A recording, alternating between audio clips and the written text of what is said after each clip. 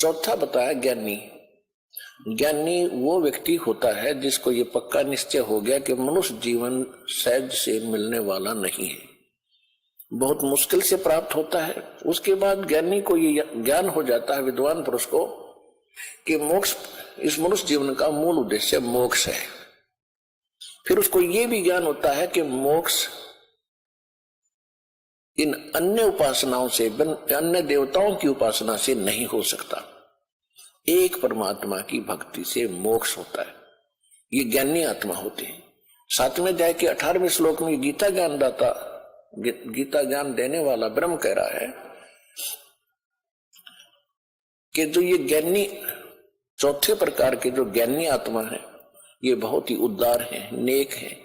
परमात्मा पाने के लिए इन्होंने समर्पण कर दिया, अपने तन की परवाह भी नहीं की, हजारों वर्ष तक भूखे प्यासे बैठे रहे, लेकिन इनको वो तत्वदर्शी संत नहीं मिला जो चौथे अध्याय के 34वें श्लोक में जिसके बारे में कहा, जिस कारण से ये मेरे वाली घटिया जन्म मरण वाली ही स्थित गति में स्थित रहे, अनुत्तम घटिया में। अब ब्रह्म उपासना से कहा जाते हैं ब्रह्मलोक में। ब्रह्मलोक में गए हुए प्राणी भी जन्म मृत्यु में रहते हैं, 8वें अध्याय के 16वें श्लोक में स्पष्ट किया है। और गीता ज्ञानदाता ब्रह्म खुद कहता है दूसरे अध्याय के 12वें श्लोक में, चौथे अध्याय के 5 और 9 श्लोक में, और 10वें अध्याय के दूसरे श्लोक में, कि अर्जुन तेरे और मेरे बहुत जन्म हो रही, आगे भी होते रहेंगे, तू नहीं जानता, मैं जानता हूं। गीता अध्याय नंबर 18 के श्लोक नंबर 62 में कहा कि अर्जुन तू सर्वभाव से उस परमेश्वर की शरण में जा, उसकी कृपा से तू परम शांति को और शाश्वत स्थान को प्राप्त होगा, सतलोक को। 15वें अध्याय के 4 श्लोक में कहा कि तत्वदर्शी संत मिल जाने के पश्चात परमेश्वर के उस परम पद की खोज करनी चाहिए, जहां जाने के बाद साधक फिर लौटकर संसार में कभी नहीं आते। तो इससे सिद्ध है कि गीता ज्ञान देने वाले से कोई और है पूर्ण परमात्मा, और उसकी भक्ति से ही लाभ होगा। और उसकी साधना तत्वदर्शी संत बताते हैं, वो सतगुरु होते हैं वास्तव में। तो कहने का भाव यह है कि अब हम आते हैं 7वें अध्याय के 19वें श्लोक में। ये क्या कहता है कि बहुनाम जन्मानाम अन्ते ज्ञानवान माम प्रपद्यते, कि बहुत बहुत जन्मों के किसी अंत के मनुष्य जन्म में, एकाध मनुष्य जन्म में, ये ज्ञानी आत्मा, ज्ञानवान बुद्धिमान व्यक्ति ब्रह्म तक की साधना, मेरे तक की साधना करते हैं मुश्किल से। और ये बताने वाला साधु वासुदेव सर्वमिति सहमात्मा सो दुर्लभ है। ये बताने वाला संत कि न तो ब्रह्मा विष्णु महेश अन्य देवी देवताओं की भक्ति से मोक्ष होगा, ये वासुदेव नहीं है, ये सर्वशक्तिमान नहीं है, ये सबके ऊपर मालिक नहीं है। वासुदेव का अर्थ है जिसका वास, जिसका निवास, जिसकी प्रभुता सबके ऊपर हो, overall controller. Shri Krishna was not Vasudev, Shri Krishna ji Vasudev नहीं थे। ये तो वासुदेव इसके पिता का नाम था। वेदों में परमात्मा की उपमा लिखी है, उसमें वासुदेव लिखा है। तो ये हमारे ऋषि लोग उन्हीं सदग्रंथों से अच्छा नाम चुनकर बच्चे का रख देते थे। श्री कृष्ण वासुदेव नहीं था, वो तो वासुदेव का बेटा था, एक व्यक्ति का। वासुदेव परमात्मा की उपमा है, जिसकी प्रभुता सबके ऊपर है। ब्रह्मा विष्णु महेश एक एक विभाग के एक ब्रह्मांड में 3 लोकों पर मालिक है। ये कुल के मालिक वासुदेव नहीं है। रजगुण विभाग के ब्रह्मा जी, सतगुण विभाग के विष्णु जी, तमगुण विभाग के शिव जी। और ये कौन से? पृथ्वी लोक, स्वर्गलोक और नीचे पाताल लोक, इन 3 लोकों पर इनका प्रभुता, इनकी प्रभुता है। और एक ब्रह्मांड में और भी लोक बहुत गने हैं, वहां भी इनका कोई जोर नहीं है, वहां ये ब्रह्म खुद कंट्रोल करता है। ऐसे ऐसे 21 ब्रह्मांड है। तो जो ब्रह्मा विष्णु महेश केवल इन तीन लोकों में एक एक विभागीय मिनिस्टर है, ये कुल मालिक नहीं है, ये वासुदेव नहीं है। इनके पिता ब्रह्म है, ज्योत स्वरूपी निरंजन काल है, इसको सरपुरुष भी कहते हैं। ये 21 ब्रह्मांड का मालिक है और 21 ब्रह्मांड का मालिक है, ये कुल का मालिक नहीं है। इसके बाद गीता अध्याय नंबर 15 के श्लोक नंबर 16 और 17 में तीन पुरुष यानी तीन परमात्मा बताए हैं, तीन प्रभु बताए, स्वामी। एक तो सरपुरुष ये 21 ब्रह्मांड का स्वामी है, और दूसरा अक्षर पुरुष है वो 7 संख ब्रह्मांड का स्वामी है। वो कुल का मालिक नहीं है, वो वासुदेव नहीं है। फिर 15वें अध्याय के 17वें श्लोक में कहा कि उत्तम पुरुष तु अन्य परमात्मा इति उदाहरत है, ये लोग त्रयम अविश्य विवर्ती अवेश्वर है।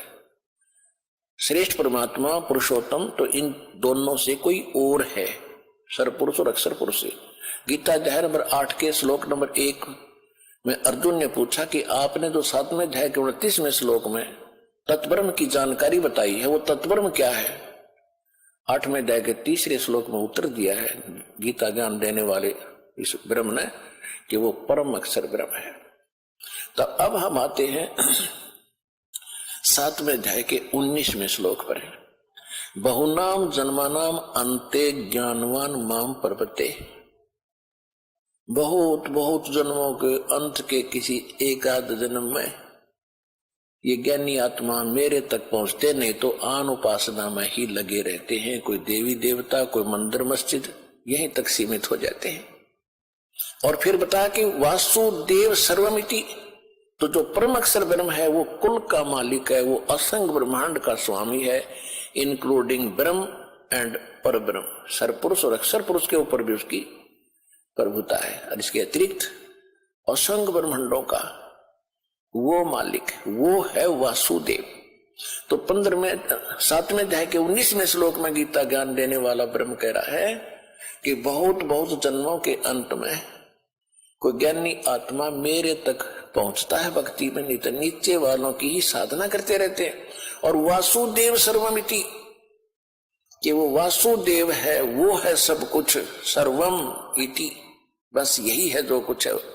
वही पाप नाशक है, वही मोक्षदायक है, वही वास्तव में अविनाशी है, वो सबका जनक है, वो सबका कंट्रोलर है। उसी की भक्ति से मोक्ष होगा, ये बताने वाला स महात्मा सुदुर्लभ है। वो संत बड़ी मुश्किल से मिलेगा। ओए होए। दोस्तों, अभी लास्ट ईयर ही मेरे बहन की शादी हो गई और उसने इतनी सारी डिग्रीज, इतनी सारी क्वालिफिकेशन सीखने के आज ये दास है वो, और आपकी कितनी अच्छी किस्मत है कि आज ये दास आपको सुलभ हुआ। धन्य है आपके माता पिता जिनसे आपका जन्म हुआ। इसी के विषय में सूक्ष्म वेद में कहा कि एक पंजाब का रहने वाला एक राम राय उर्फ झुमकरा, गांवों में 2 नाम रख लेते हैं व्यक्तियों के कई बार, उसका विशेष नाम था राम राय। ये सिंह तो बाद में रखने लगे नाम, पहले ऐसे ही नाम थे अपने हिंदुओं जैसे। इनके नाम तो अब भी हिंदुओं जैसे ही है, लेकिन आगे सिंह लगाने लगे। तो कहने का भाव है कि राम राय नाम का एक बहुत बड़ा किसान था, 900 बीघे का। उस समय का बीघा बहुत बड़ा होता था। वर्तमान का 5 बीघे का 1 एकड़ बनता है, तो वो 4.25 बीघे का अकेला एकड़ अकेला होता था इस 5, 5.5, 4.25 का। तो कहने का भाव ये है कि वो भगवान के चाहने वाला था। गरीबदास जी का कोई शिष्य, जब गरीबदास जी छुड़ानी विद्यमान थे, गरीबदास साहिब जी को, आदरणीय गरीबदास साहिब जी को परमात्मा मिल चुके थे, उनसे ज्ञान प्राप्त, ऊपर सतलोक सचखंड सब देख कर वापिस आ चुके थे। उसके बाद उन्होंने ये अमृतवाणी का लेखन कार्य करवाया था। उस वाणी से कुछ वाणी सिलेक्ट करके, जैसे ब्रह्मवेदी, मंगलाचरण, ये उनके शिष्य सुबह किया करते थे नित्यनेम रूप में, जैसे हम करते हैं। तो उनका एक शिष्य वासियर गांव, लुधियाना के पास है वासियर गांव, वहां पर गरीबदास जी के नाम से एक कुटिया भी बनी हुई है वासियर गांव, पंजाब में। तो वहां एक वो गरीबदास जी का शिष्य, गर्मियों का मौसम था, रास्ते चल रहा था, रात्रि में वो वहां रुक गया रात ने वृक्ष के नीचे। सुबह नहा धो के और सुबह का नित्य नियम करे था। उधर से ये राम राय अर्थात झुमकरा, वो सरदार जी स्नान करने, अब सुबह फ्रेश होने के लिए घूमने के लिए निकला था ब्रह्म मुहूर्त में। जब वो फ्रेश पुरुष होकर आया, उसने देखा कि कितनी अच्छी वाणी जो आत्मा को खींच रही है, ये कौन बोल रहा है। क्योंकि ये लोग, सरदार लोग जो शिक्षक हैं, वाणी के बड़े ज्यादा कायल हैं, बहुत अच्छी तरह सुनते हैं, जल्दी इनको प्रभावित होते हैं इससे। तो उन्होंने देखा कि ये वाणी तो एक विशेष है जो खींच रही है आत्मा को। उसके पास जाकर बैठ गया। जब उस भगत ने अपने सारा नित्यनेम कर लिया, तब उसने पूछा झुमकरा जी ने कि हे भक्त, ये वाणी किसकी है। उन्होंने बताया कि हमारे पूज्य गुरुदेव जी की वाणी है। ये संत विद्यमान है वर्तमान में अखां जी, ये आज मैं अपने शरीर के अंदर है। और छुड़ानी गांव पूरा एड्रेस बता दिया, उन्होंने लिख लिया। 1-2 दिन के अंदर वो छुड़ानी पहुंच गया। गरीबदास जी के साथ चर्चा हुई और गरीबदास जी ने फिर सारा ज्ञान बताया। नानक साहिब जी को कौन मिले थे, कहाँ मिले थे, कैसे मिले थे, वो कौन है, वो परमात्मा है, सारी कहानी बताई है। हम सुल्तानी नानक तारे दादू को उपदेश दिया, जात दुलाहा वेद न पाया, वो काशी महे कबीर हुआ। अनंत कोट ब्रह्मांड का एक रति नहीं भारे, सतगुरु पुरुष कबीर हैं ये कुल के सिरजनहार। जब खूब ज्ञान सुन लिया, सृष्टि रचना सुनाई, तब उस झुमकरा ने कहा था कि हे मालिक, हे भगवान, हे महात्मा जी, ऐसा ज्ञान तो आज तक कोई सुनाने वाला नहीं मिला। तब गरीबदास जी ने कहा था कि गुरु बिन काहुन पाया ज्ञाना, जो थो था बुछड़ मूड किसाना। गुरु बिन वेद पढ़े जो प्राणी, समझन सार रहे अज्ञानी। तत्व भेद कोई ना कहे रे झूमकरा, यू पैसे ऊपर नाच सुनो राई झूमकरा। कोटों मध्य कोई नहीं रे झूमकरा, अरबों में कोई गर्क सुनो राई झूमकरा। कि इस ज्ञान के जानने वाला जो मैं तुझे सुना रहा हूं, करोड़ संतों में नहीं मिलेगा, अरबों में मिलेगा तुझे, अरबों में। उसमें गरीबदास जी अरबों में ही थे, अकेले ही संत थे, लेकिन उस समय उनको ये सारे नाम देने का आदेश नहीं था। फिर उन्होंने बताया कि करोड़ों में भी कोई संत तुझे नहीं मिलेगा इस ज्ञान का जानकार, अरबों में मिलेगा, अरबों में। कोई गर्क mean complete in all respect, यानी सारे ज्ञान से संपूर्ण ज्ञान भी हो और भक्ति समाधान भी हो, कंप्लीट मंत्र भी हो जिसके पास। हमारे ये, क्योंकि गरीबदास जी किसान थे, जाट थे, गांव छुड़ानी के, हरियाणा के। हरियाणा की लैंग्वेज में इन्होंने वो परमात्मा की महिमा अधिक बोली है। गर्क का अर्थ होता है, जैसे हमारे देसी हरियाणवी भाषा में कहते हैं कि ये लड़का ताकत में, हंगे में गर्क है। हंगे में यानी हंगा माने ताकत। जैसे कोई पहलवान हो तो उसने नो कहा करते भाई वो तो ताकत में गर्क है। गर्क माने कति गच है, यानी घना शक्तिशाली है। और दूसरे कहा करते जिसके पास घना धन होता है, यूं कहा करते यू तो धन में गर्क है, यानी ज्यादा धनवान होता। तो यहाँ उसी लैंग्वेज को प्रयोग करते हुए कहा है कि कोटों मध्य कोई नहीं रह झूमकरा, अरबों में कोई गर्क है। कि इस ज्ञान में गर्क यानी कंप्लीट ताकत और खूब धनवान इस ज्ञान का और भक्ति शक्ति का कोई अरबों में एक मिलेगा। आज सारे संसार की आबादी 7 अरब के आसपास बताते हैं मनुष्य जीवन, मनुष्यों की। तो इन 7 अरब में ये एक दास है। दोस्तों, यूं गर्मा गर्म चाय पीने से ना आपकी लाइफ की प्रॉब्लम सॉल्व नहीं होगी। आपकी सैलरी ग्रोथ नहीं होगी। अगर आप सच में सैलरी ग्रोथ चाहते हो ना, तो वो होगी जो इस ज्ञान का जानकार विश्व में कोई नहीं। तो आपका सौभाग्य है कि आपको मनुष्य जीवन मिला, जो बहुत दुर्लभ, और वो सतगुरु मिल गया। बहुनाम जन्मानाम अंते ज्ञानवान माम प्रपते, और वासुदेव सर्वमिति स महात्मा सुदुर्लभ है। वो दास भी आपको मिल गया। आपकी कितनी अच्छी किस्मत है, कितनी लाडली आत्मा हो उस परम पिता की, कबीर भगवान की, आप जो बहुत वक्त से आगे हो। जो देर से आएंगे पछताया करेंगे, गए समय को रोया करेंगे टक्कर मार मार के, वो समय फिर हाथ नहीं आएगा। अब जो प्रसंग चल रहा है, अब सतगुरु मिलते हैं तो फिर ज्ञान बताते हैं। सतगुरु सच्चा ज्ञान देते हैं, उसी को सतगुरु कहते हैं। और जो सदग्रंथों के ज्ञान को ही आगे बढ़ाता है वो सतगुरु कहलाता है। जिनको ज्ञान ही नहीं है, अपने सदग्रंथों का ज्ञान नहीं है, वो सतगुरु नहीं है, वो बकवादी व्यक्ति है।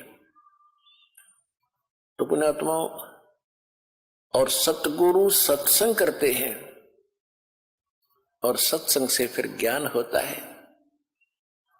अब गरीबदास साहिब जी सतलोक में सारी व्यवस्था देखकर आए, भगवान की महिमा से परिचित हुए। उन्होंने क्या बताया है कि वाणी सुनाते हैं आपको। न्योली न्योल नाद सुभान गति, ये लड़े भुवंग हमेशे, जड़ी जान जगदीश है, व्यसना व्यापै शेष। पुण्यात्माओं, ये सूक्ष्म वेद है। आपको तो 4 वेद ही ऐसी समस्या पैदा हो रही थी, ये 4 वेद ही नहीं समझ में आए थे, वो संस्कृत में थे। और ये सूक्ष्म वेद जो भगवान का दिया हुआ ज्ञान है, परमात्मा ने जो बोला है, वही गरीबदास जी ने यहां लिखा है। ये भी एक सूक्ष्म वेद है, इसके अंदर कंप्लीट ज्ञान है। जैसे गीता अध्याय नंबर 4 के श्लोक 32 में कहा है कि परमात्मा स्वयं परम अक्षर ब्रह्म आकर अपने मुख कमल से जो ज्ञान देता है, उस ज्ञान के अंदर यज्ञों की यानी धार्मिक अनुष्ठानों की जानकारी विस्तार से कही गई है। और उसको जानने के बाद फिर सब पापों से जीव मुक्त हो जाता, वो सूक्ष्म वेद है। चौथे अध्याय के 34वें श्लोक में कहा कि उस तत्व ज्ञान को जो भगवान खुद बताता है, तत्वदर्शी संत जानते हैं, उनसे दंडवत प्रणाम करके कपट छोड़कर प्रश्न करने से वो तत्वदर्शी संत तुझे तत्व ज्ञान का उपदेश करेंगे। तो अब ये सूक्ष्म वेद है, इसको समझना बड़ा कठिन है। इस दास पर दया करी उस परम पिता कबीर भगवान ने, इस दास की बुद्धि खोली इस मालिक के गूढ़ रहस्यों को समझने और आपको समझाने के लिए। न्योली न्योल, नेवले को कहते न्योल देसी भाषा में, अरवाणी भाषा। न्योल नाद सुभान गति, ये लड़े भुवंग हमेशे, जड़ी जान जगदीश है, व्यसनी व्यापै शेष। अब देखो, एक पंक्ति है दाता के ज्ञान की, और इसमें कितना गूढ़ रहस्य छुपाया है कि जिस भगत के पास ये यथार्थ मंत्र सत भक्ति सतनाम जिसके पास उपलब्ध है, वो एक ऐसा सुरक्षित हो गया जैसे एक नेवला होता है। नेवला आपने समझते हो नेवला। उस नेवले की कितनी लंबाई होती है, ज्यादा से ज्यादा वो 8-9 इंच लंबा होता, समेत पूछड़ के दूम समेत, और चूहे से थोड़ा सा बड़ा होता है। और वो सर्प के साथ लड़ता है। सर्प लगभग 10-10 फुट 12-12 फुट लंबा हो जाता है और उससे कई गुना ताकतवर होता है। अब वो उससे कैसे लड़ता है? वो ऐसे स्थान पर उस सर्प को छेड़ता है जहां पर किसी झाड़ी में बोझड़े में एक जड़ी होती है, नाग दमन जड़ी नाम है उसका, नाग दमन, और उसमें से महक निकलती है। वो नेवला क्या करता है, वहां उस जड़ी को सूंघ कर आता है, श्वास रोक लेता है और उधर से सर्प को छेड़ जाता है। सर्प उसके लिए ऐसे तैयार होता है, डंक फन फन उठा करके। अब नेवला उसके निकट आकर के वो जड़ी जो सूंघ कराया था वो श्वास छोड़ देता है। उस जड़ी के सामने सर्प को चक्कर आने शुरू हो जाते हैं उसकी नाकों में जाते ही, और वो अपनी जान बचा के भागने की सोचता है। फिर नेवला उसकी मुंडी पर बैठ जाता फन के ऊपर, और साथ में वो श्वास भी छोड़ता रहता है, और फिर उसको पकड़ के मार देता है। अब नेवले के पास वो जड़ी है तो वो उसको काबू कर पाया, इतने लंबे अजगर को। इसी प्रकार ये काल जो है एक सर्प है और जीव एक नेवले जैसा वो छोटा प्राणी है इसकी ताकत के सामने। जिसके पास ये सतनाम रूपी जड़ी है नाग दमन, वो फिर इस काल पर विजय पालेगा। क्या बताया है, न्योल नाद सुबान गति वो लड़े भुवंग हमेशे, जड़ी जान जगदीश है व्यसना व्यापै से। कि सतनाम जो नाद है, सतनाम का जो मंत्र है, ये भगवान की शक्ति, जगदीश की शक्ति है। इसकी जिसके पास इसका ये जड़ी है उसके ऊपर काल रूपी अजगर का कोई प्रभाव नहीं पड़ेगा। किस पे? हंस गवन करते नहीं मान सरोवर छाड़े, और कौवे उड़ उड़ जाते हैं ये खाते मांसाहारे।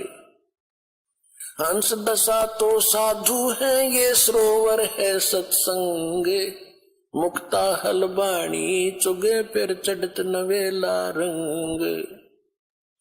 दरस परस नहीं अंतरा रोमी वस्त्र बीचे, पारस लोहा एक डिग वही पलटे नहीं अभीचे। फॉर एग्जाम्पल, आपको कभी भी इंग्लिश में बात करना होता है, आप ट्राई करते हो, and this is your current situation. अब क्या बताते हैं कि हंस गमन करते नहीं मान सरोवर छाड़, और कौवे उड़ उड़ जाते हैं वो खाते मांसाहार। हंस किसे कहते हैं? हंस एक पक्षी है जो बुगले जैसा होता है। बुगले में और हंस में डिफरेंस देखने के लिए ये बताया जाता है कि हंस एक ही सरोवर में हंस भी होते हैं, बुगले भी होते हैं। बुगले खाते हैं मछलियां या कीड़े मकोड़े, हंस नहीं खाएगा, हंस केवल मोती खाता है। दूसरे हंस में एक और गुण दिया है परमात्मा ने कि एक गिलास दूध में एक गिलास पानी डाल दीजिए और हंस के सामने रख दो। हंस में ऐसी ताकत शक्ति दी है कि वो दूध को पी लेगा, एक गिलास पानी उससे छोड़ देगा। वैसे दूध से पानी अलग होना बड़ा असंभव है और उसमें वो ताकत है। तो इसी प्रकार जो भक्त हैं जिन्होंने दूध और पानी छान लिया, जिन्होंने कीड़े मकोड़े खाने छोड़ दिए, यानी बीड़ी शराब मांस तंबाकू ये बकवाद ये त्याग दी, वो हंस जैसी वृत्ति के सूचे भगत बन गए। अब कहते हैं कि हंस गवन करते नहीं मान सरोवर छाड़, और कौवे उड़ उड़ जाते हैं जो खाते मांसाहार। यानी जो हंस है वो सत्संग को नहीं छोड़ सकते। जो कौवे जैसी वृत्ति के व्यक्ति हैं जिन्होंने बकवाद छूटती नहीं, वो सत्संग छोड़कर बकवाद करते रहते हैं। हंस दशा तो साधु है, हंस दशा तो साध है, और सरोवर है सत्संगे, मुक्ता हलबाणी चुग ये चढ़त नवेला रंगे। अब उन हंसों के लिए ये सत्संग रूपी सरोवर है, और ये साधु आत्मा ये है हंस।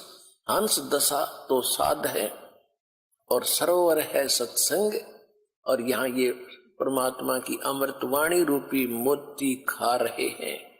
और फिर चढ़े नवेला रंग, दूना अच्छा भाव बनता चला जाएगा। जो सत्संग में आए जाएंगे डटे रहे। और हंस गवन करते नहीं, हंस गवन हंस नहीं जाते मान सरोवर छाड़े।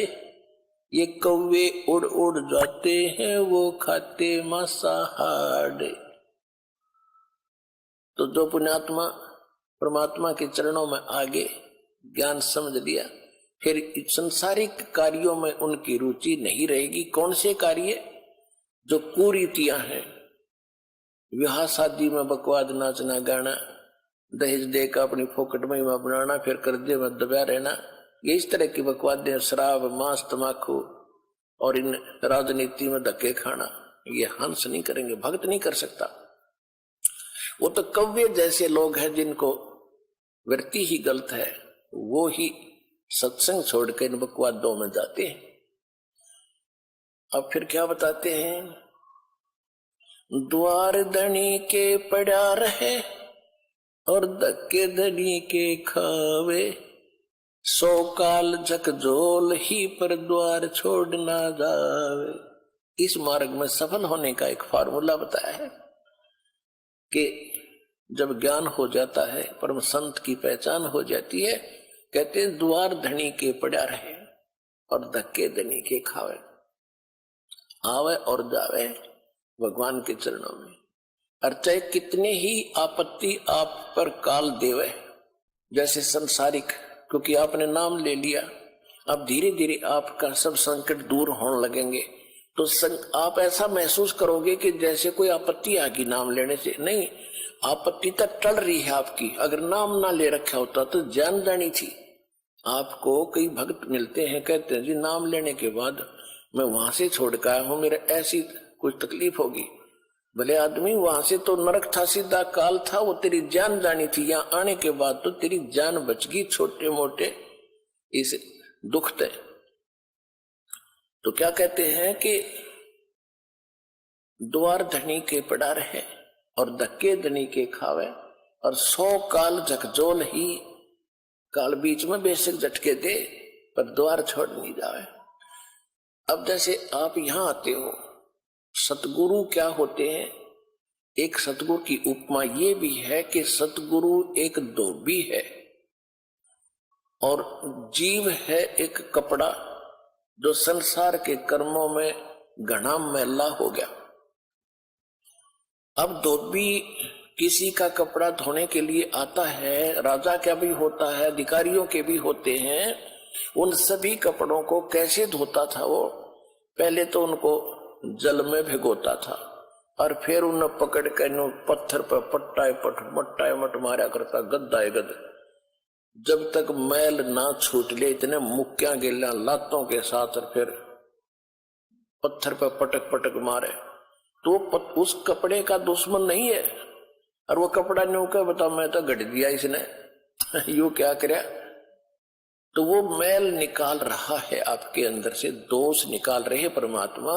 परमात्मा की शरण में आने के बाद छोटी मोटी कोई हरकत होती है तो गॉड गिवन समझना कि आपको पटका जा रहा है उस धोबी के गांठ की तरह।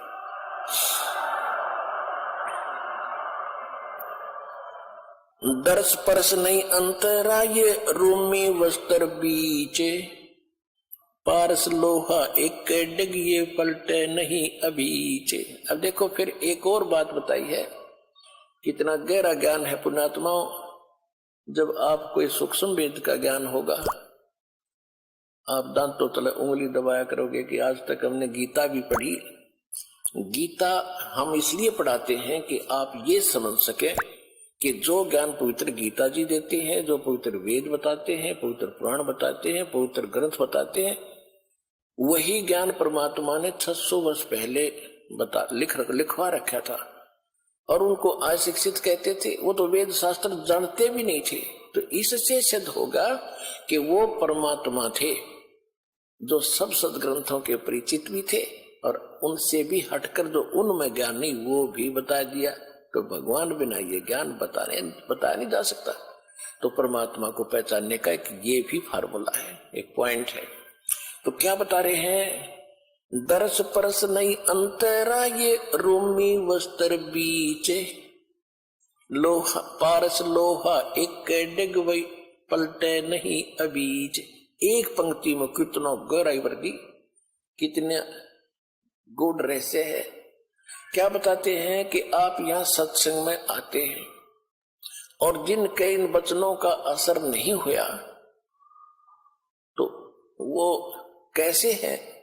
कोट वर्ष करो संगत संतों की, कोट वर्ष करो संगत संत की, पत्थर का जल में क्या भीजे, एक चंदन बन में रंग ला दे, पर बांस बिटम भी ना सींचे। क्या बताते हैं कि जैसे सत्संग में भी आते हैं और फिर विकार भी करते हैं, उनके बारे में बताया है कि जैसे करोड़ वर्ष करो संगत संत की, संतों की, पत्थर का जल में क्या भीजे, जैसे पत्थर को जल में डाल दे चाहे 20 फुट नीचे गहराई में और निकालने के बाद फिर उन दोनों टुकड़ों को तुरंत ही ऐसे रगड़ दो, तुरंत आग पाटेगी, चिंगारी पाटेंगी, निकलेंगी। इससे सिद्ध हुआ कि जल से तो असर होना चाहिए था, वो अंगारी नहीं पाटनी होनी चाहिए थी, नहीं निकलनी चाहिए थी, लेकिन उसके जल का असर नहीं हुआ, वो न्यो का न्यो पड़ा है, एज इट इज विकार उसमें। इसी प्रकार जो सत्संग में आते हैं उनको कहते हैं करोड़ वर्ष करो संगत संतों की, और पत्थर का जल में क्या भीजे, क्या भीगे, और चंदन बन में रंग ला दे, एक बांस बिटम भी ना सीजे। ये सुख संवेद की वाणी है, गरीबदास साहिब जी की वाणी है। क्या बताया कि जैसे चंदन का पेड़ होता है, आसपास के चाहे नीम हो, जंडी हो, कोई पीपल हो, उन सभी आसपास के पेड़ों को अपनी महक छोड़ छोड़ के अपनी सुगंध युक्त कर देता है और वो भी चंदन जैसी महक देने लग जाते हैं। लेकिन बांस, बंबू जिसकी लाठी बने हैं, कहते वो बांस चाहे उसका साथ उग गया चंदन का, बांस का असर नहीं होता। तो क्या बताते हैं कि कोट वर्ष करो संगत संतों की, और पत्थर का जल में क्या भीजे, और चंदन बन में रंग ला दे, एक बांस बिटम भी ना सींचे।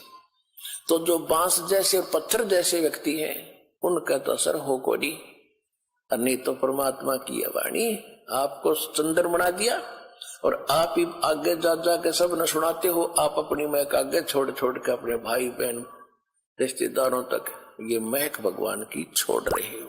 अब क्या बताते हैं कि यहाँ आते भी हैं, हमारे घर पे तो कोई इंग्लिश बोलता ही नहीं है, फिर हम इंग्लिश कहाँ से सीखें? इसीलिए मैंने एक ऐप डाउनलोड करी है, स्पीकएक्स ऐप। और सही ढंग से लगते रही। उसके विषय में बताया कि दरस परस नहीं अंतरा और रूमी वस्त्र बीज।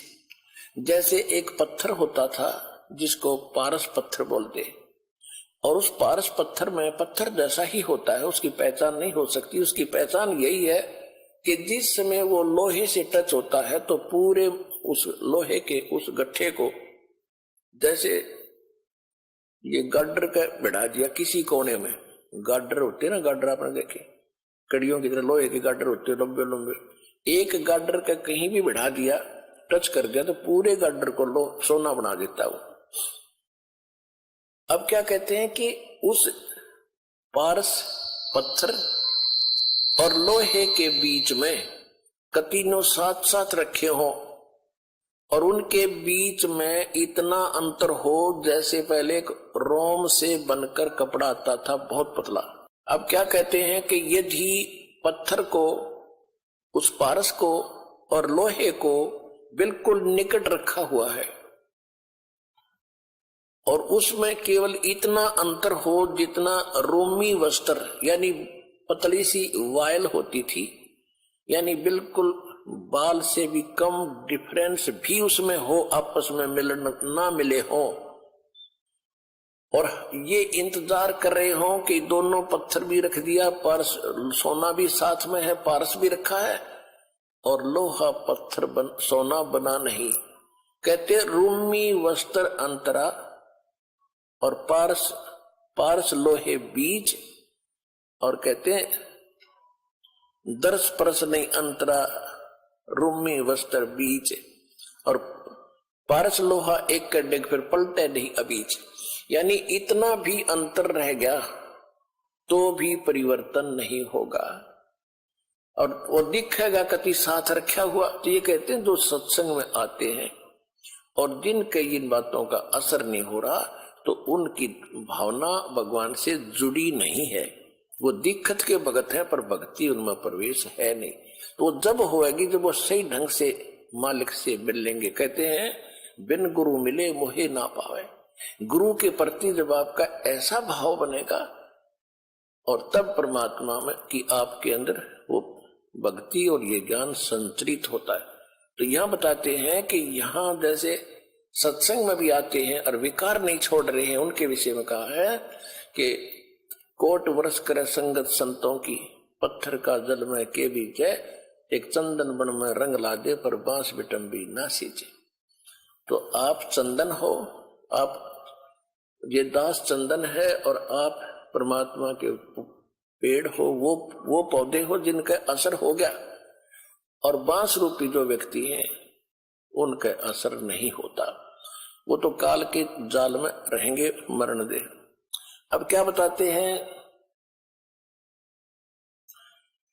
परमात्मा की शक्ति बताते हैं कबीर परमात्मा की, कि 9 लख नानक नाद में ये 10 लख को रख तीर, लाख दत्त संगी सदा वो चरणों चर्च कबीर। 9 लख नानक नाद में ये 10 लख गोरख पास, चेलों की गिनती अंत अनंत संत पद में मिले ये कोट तेरे रविदास। रामानंद से लक्ष्य गुरु ये तारे सिसके भाव, चेलों की गिनती नहीं जो पद में रहे समाये। अब क्या बताते हैं कि कबीर परमात्मा वो समर्थ परमात्मा है, परम अक्षर ब्रह्म है, और परम अक्षर ब्रह्म की जानकारी सतगुरु ही देते हैं। वो कितने समर्थ हैं कि 9 लख नानक नाद में आदरणीय नानक साहेब जैसे महापुरुष अच्छी आत्माएं उनके नाद माने वचन के बच्चे हो लिए बहुत गणे दीक्षित हुए, वो भी पार करे 9 लख नानक नाद में, और 10 लख गोरख तीर, और लाख दत्त संगी सदा चरणों चर्च कबीर। गोरखनाथ जी को बहुत बड़ा सिद्ध माना जाता था। गोरखनाथ जी को सिद्धों में सबसे ताकतवर सिद्धि वाला माना जाता रहा है।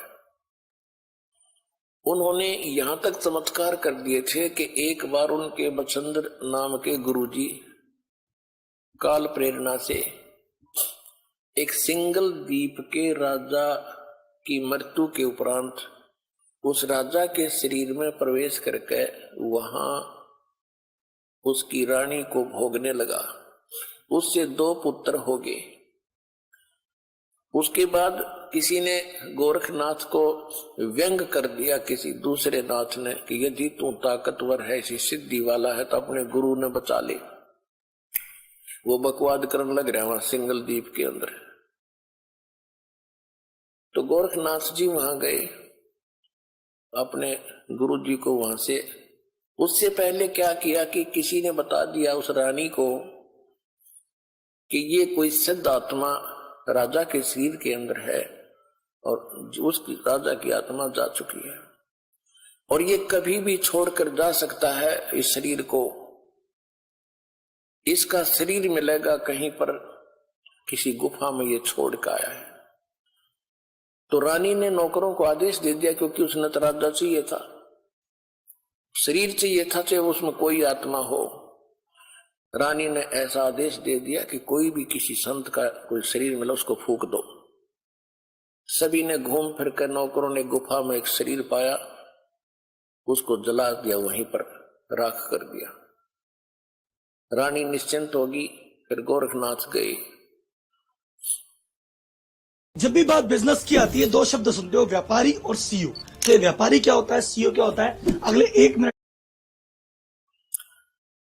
गोरखनाथ जी पहुंच गए वहां पर। गोरखनाथ क्योंकि वहां जाने नहीं दिया गोरखनाथ जी को, तो उसको मना कर दिया था रानी ने। मुनादी चारों तरफ पहरे छोड़ दिए थे सीमा के ऊपर, कोई संत नहीं आ जा, क्योंकि साधु संतों ने यह भी बता दिया था कि एक गोरखनाथ नाम का इन मच्छंद्र जी का शिष्य है, वो आकर इनको निकलवा सकता है यहां से। तो रानी ने चारों तरफ सीमा पर भी ये पहरे बैठा दिए थे कि कोई साधु संत मेरी इस नगरी में प्रवेश ना हो जा। चारों तरफ कति बाढ़ लगा दी थी, एक गेट थाने का वहां पर पहरे छोड़ दिए थे। एक बार मच्छंद्र जी से उस रानी को पुत्र हुआ। फिर पुत्र का जन्मदिन हुआ किसी दिन।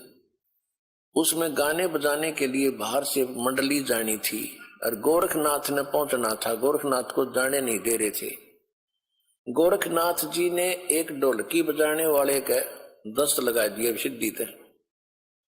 वो बाहर से जो मंडली आई थी बाजे बूजे बजाने वाली, और इतने दस्त लगा दिए कि वो चल नहीं सके।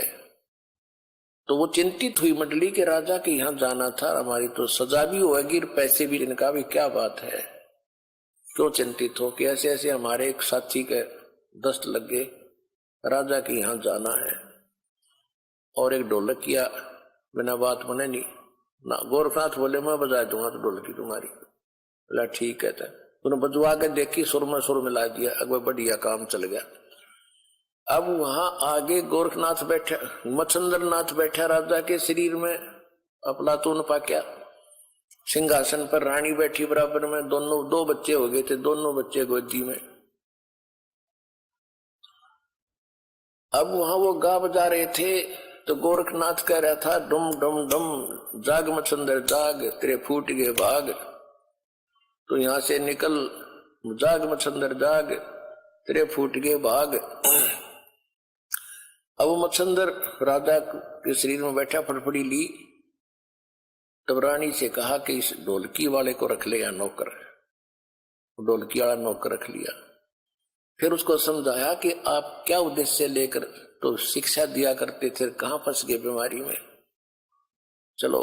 तो कहने लगा मैं चलूं तो मेरा तो शरीर फूंक दिया, अब जाऊं कैसे, कि तो आप निकलो यहां से। वो शरीर छोड़कर निकल गए। वहां पर राख थी, उस राख के अंदर ये अस्थि बची हुई थी, अस्थि जिनको ये मरने के उपरांत की डाल का गंगा वंगा में छोटी मोटी बच रही थी, उनको इकट्ठी करके अपनी शक्ति से गोरखनाथ ने मच्छंद्र जी का शरीर बना दिया पूरा उसी एज का, और उसको प्रवेश कर दिया।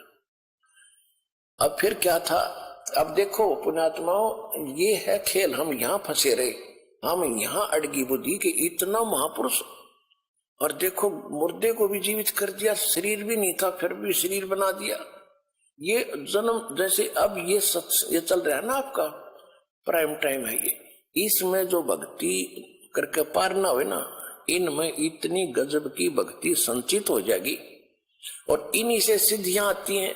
इसी भक्ति को अगर आप खराब करने लग जाओगे ना कुछ दिनों में, बिना ज्ञान के, किसी का झाड़ा लान लागे वो ठीक हो जाएगा, और कोई किसी को आशीर्वाद दोगे वो फल लग जाएगा, आपके पंचर हो जाएगा।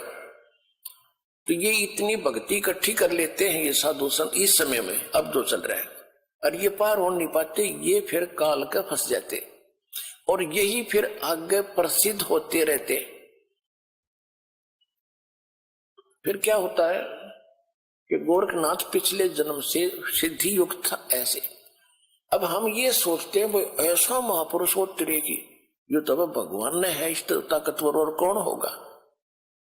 अब उधर से जब मच्छंद्र वो चला था, क्या नाम है, राजा निकल के वहां से, तो राजा ने क्या किया, एक थैले में सोने का असरफी डाल ली गणी है, आगे काम होंगे अपने भंडारा में।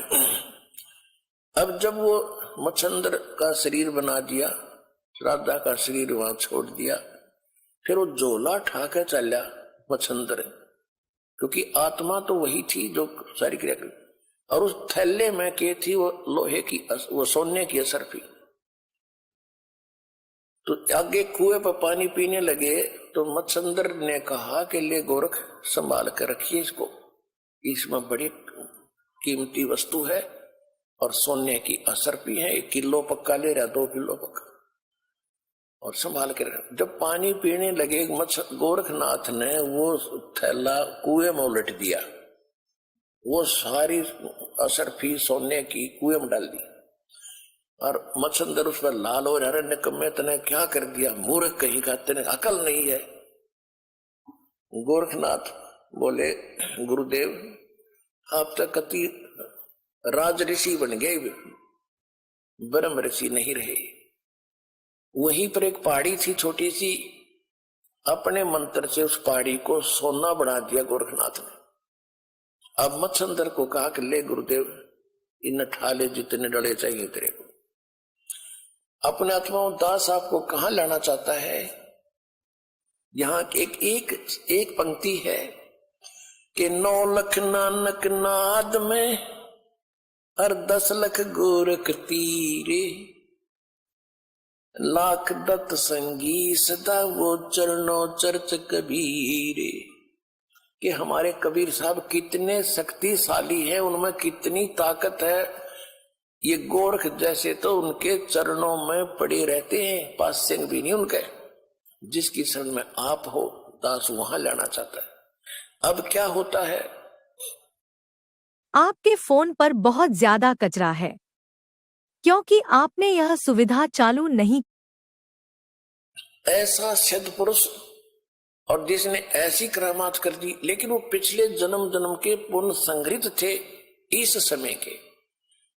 आपको बहुत बार सुना है, गरीबदास जी की वाणी में है कि शब्द महल में सिद्ध 24 हंस बिछोड़े विश्व बीसा। हमारे इस मंत्रों में यहाँ की तो अष्ट सिद्धि प्रसिद्ध है।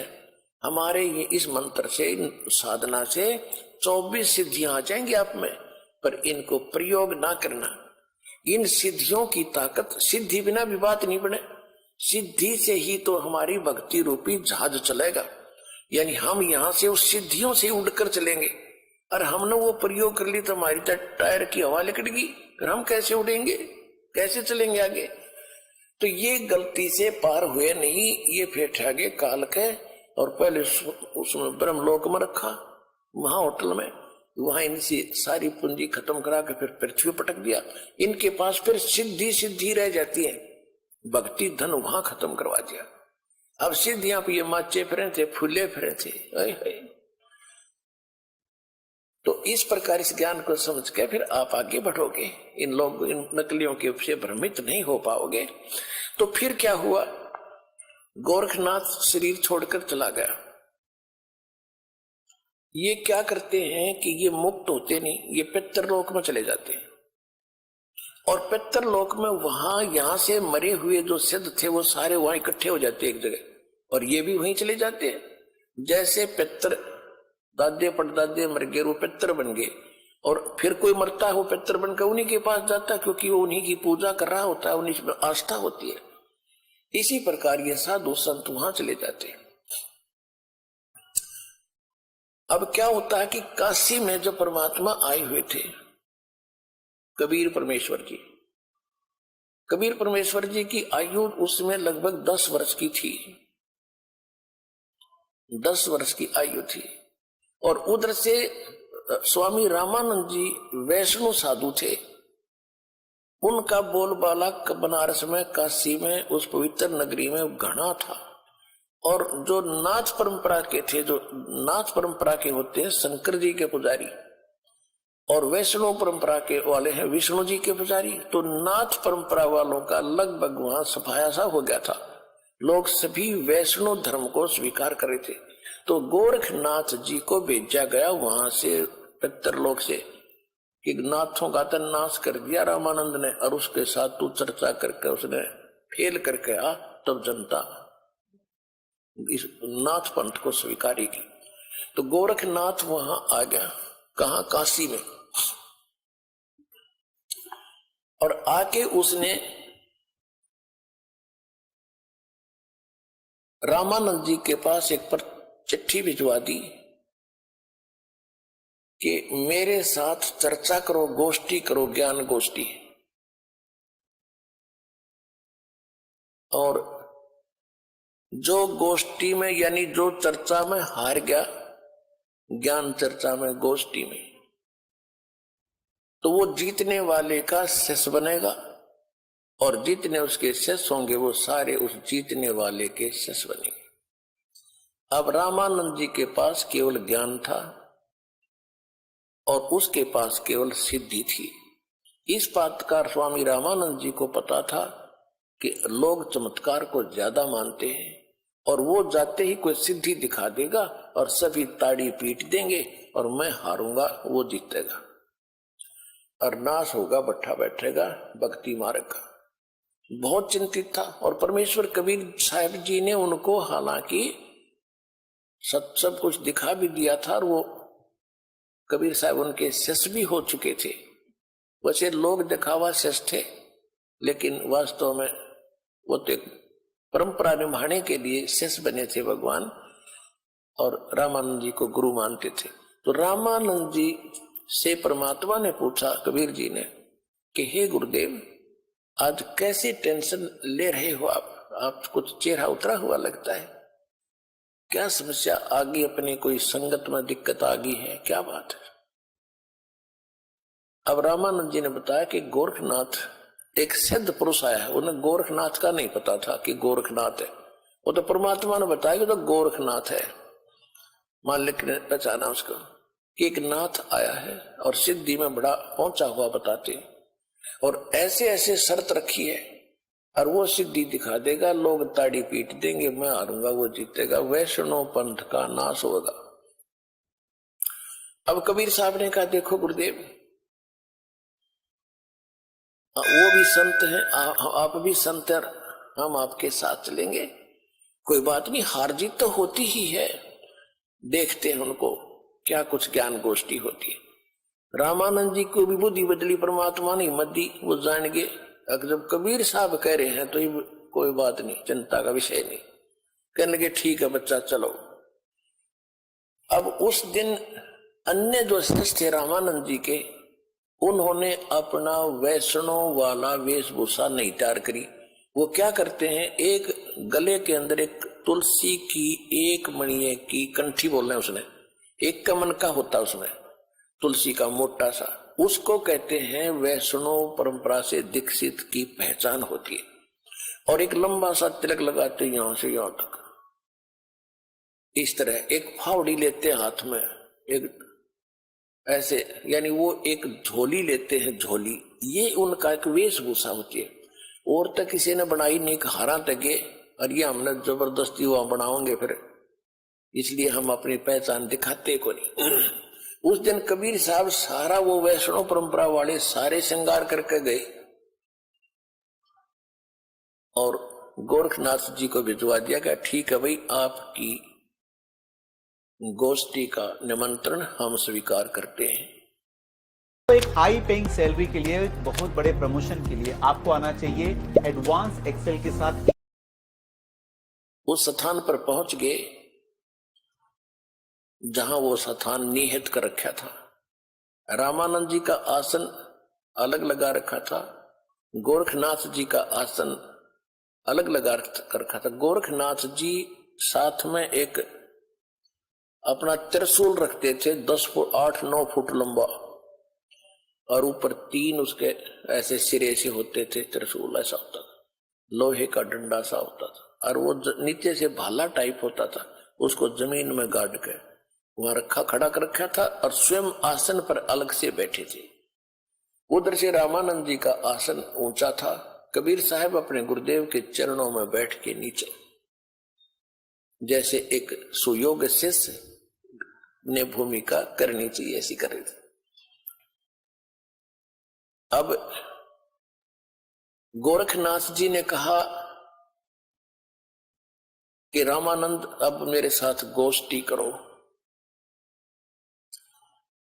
अब गोरखनाथ जी ने जब रामानंद जी से कहा कि मेरे साथ प्रश्न उत्तरी कीजिए, तब परमेश्वर कबीर जी खड़े हुए, वो बालक छोटे से, और कहा कि गोरखनाथ जी, मैं स्वामी रामानंद जी का शिष्य हूं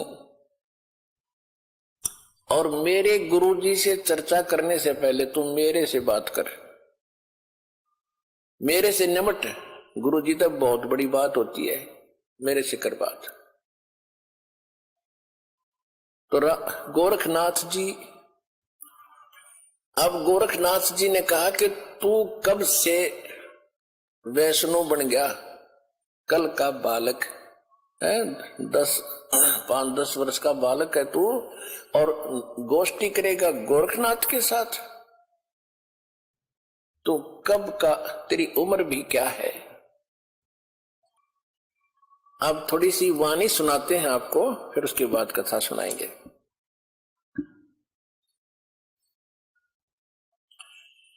योगी गोरखनाथ प्रतापी, तासो तेज पृथ्वी कापी, काशी नगर में सो पग पर ही, रामानंद से चर्चा करही।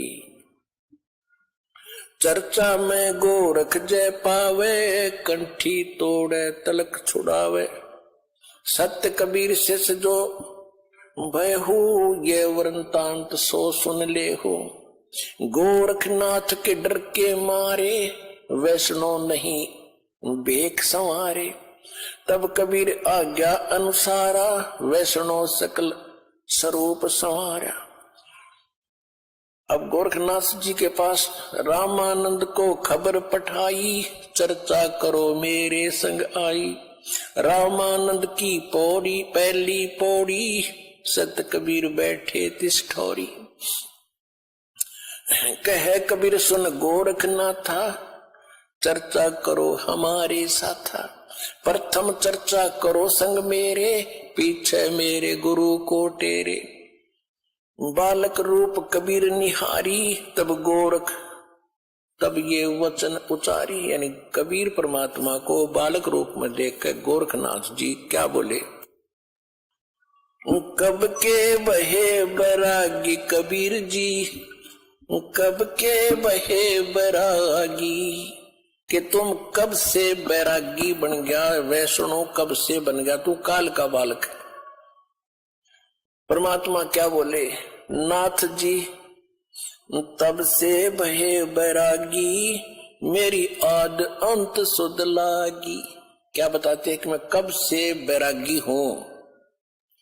ढूंढो कार आद का मेला, नहीं गुरु कोई ना था चेला।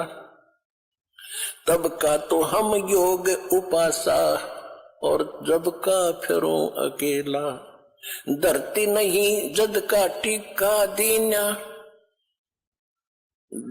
धरती नहीं जद की टोपी दीना। तेरा बिरमा नहीं था जद का टीका, और शिव शंकर से योगी ना थे, मेरा तब का जोड़ी शक्का। द्वापर की हम करी फावड़ी, त्रेता का हम दंडा।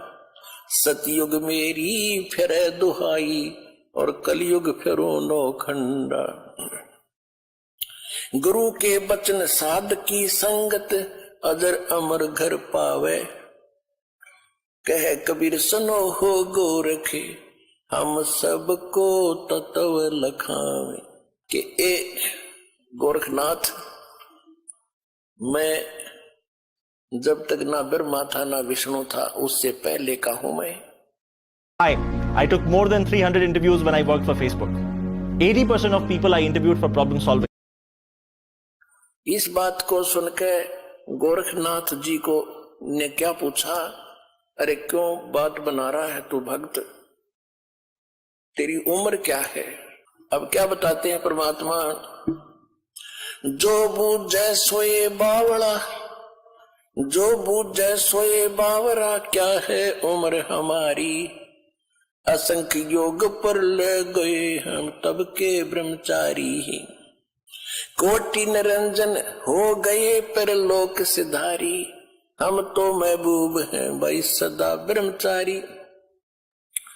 अरबों तो ब्रह्मा गए ये 49 करोड़ कन्हैया। तेरे 7 करोड़ तेरे शंभू मर गए, मेरी एक नहीं पलैया।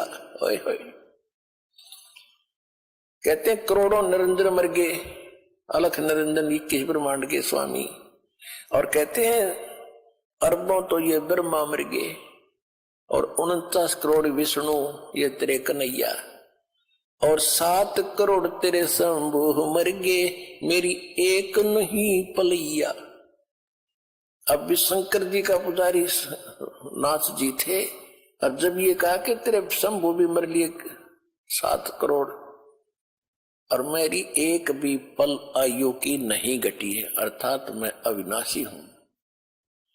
कोटन नारद हो गए ये मोमंद से चारी। देवताओं की गिनती नहीं, ये क्या सृष्टि बिचारी। नहीं बूढ़ा ना बालक और ना कोई भाट भिखारी। कहे कबीर सुनो हो गोरख, यह उम्र हमारी। अब गोरखनाथ जी ने सोचा भाई ये तो घनी घनी बात बनावा है ये बच्चा,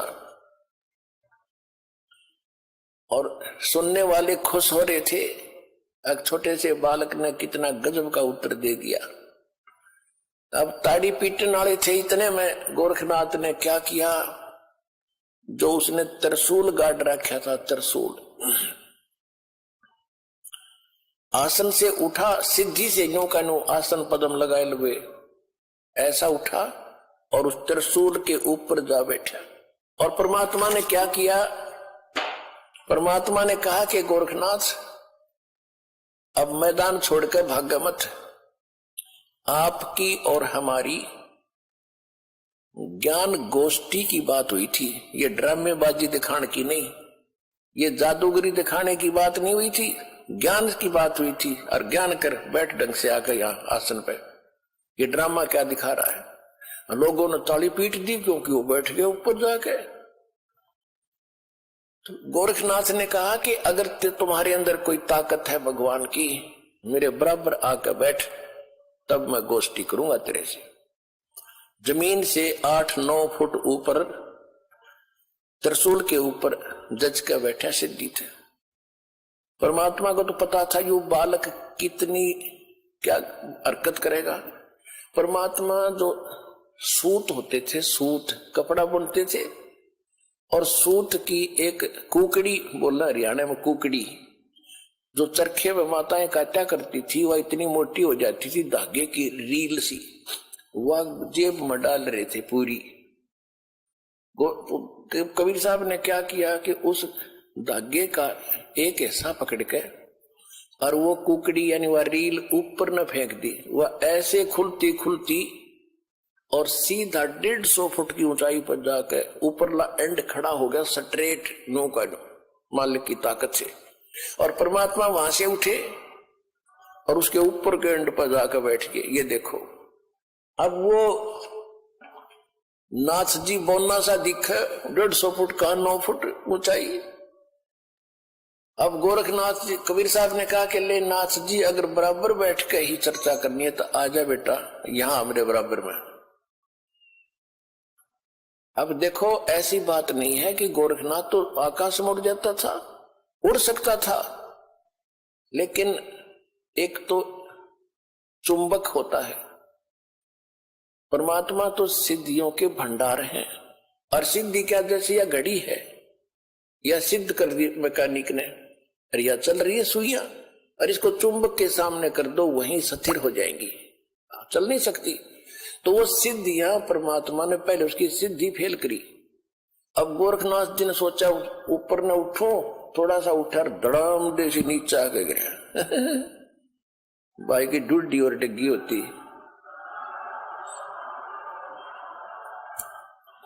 गोरखनाथ को पहली बार अपनी कोई हार महसूस हो रही थी उस जीव, पिछले जब तक वो सोधी में था।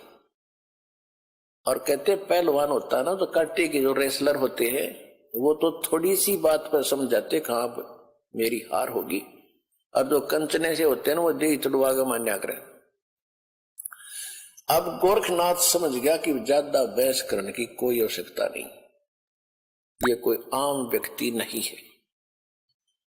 तब उसने कहा कि हे कबीर जी, आप नीचे आ जाओ, अब मैं आपसे आपका ज्ञान सुनूंगा। तब परमात्मा ने उसको सारी सृष्टि रचना सुनाई। तो परमात्मा ने कहा कि आपकी एक शर्त भी थी कि जो हारेगा वो चेला बनेगा। आप हार गए, अब बनो चेला मेरा। गुरु जी का तो बाद में बनिए, पहले मेरा बने। तो वो कहने लगा जी ऐसा है, मैं कुछ ज्ञान और सुनूंगा, मैं प्रश्न उत्तर करूंगा। अगर गूगल आपको नहीं ढूंढ पा रहा तो आपका कस्टमर आपको कैसे ढूंढ पाएगा? कैसे आप? परमात्मा बोले कि कर ले, क्या प्रश्न उत्तर करेगा।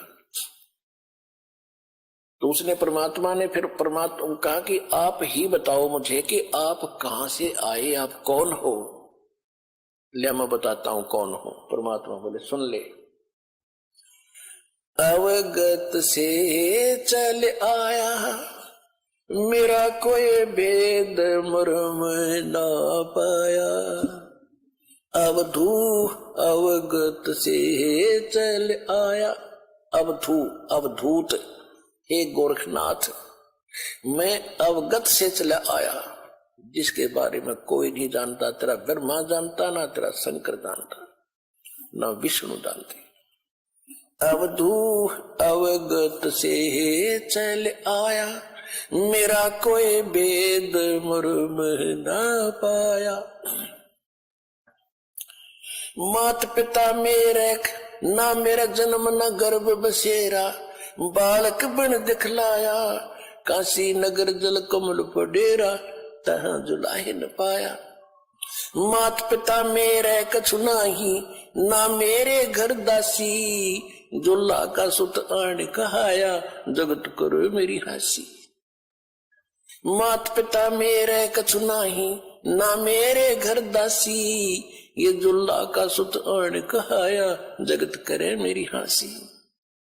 पांच तत्वों का धड़ना मेरे, ये पांच तत्वों का धड़ना मेरा, जानो ज्ञान अपारा, सत स्वरूपी नाम साहेब का, ओहे नाम हमारा। अदर दीप सतलोक में, अदर दीप भवन गगन गुफा में, तान निज वस्तु सारा, तेरा ज्योत स्वरूपी अलख निरंजन, वो डरता ध्यान हमारा।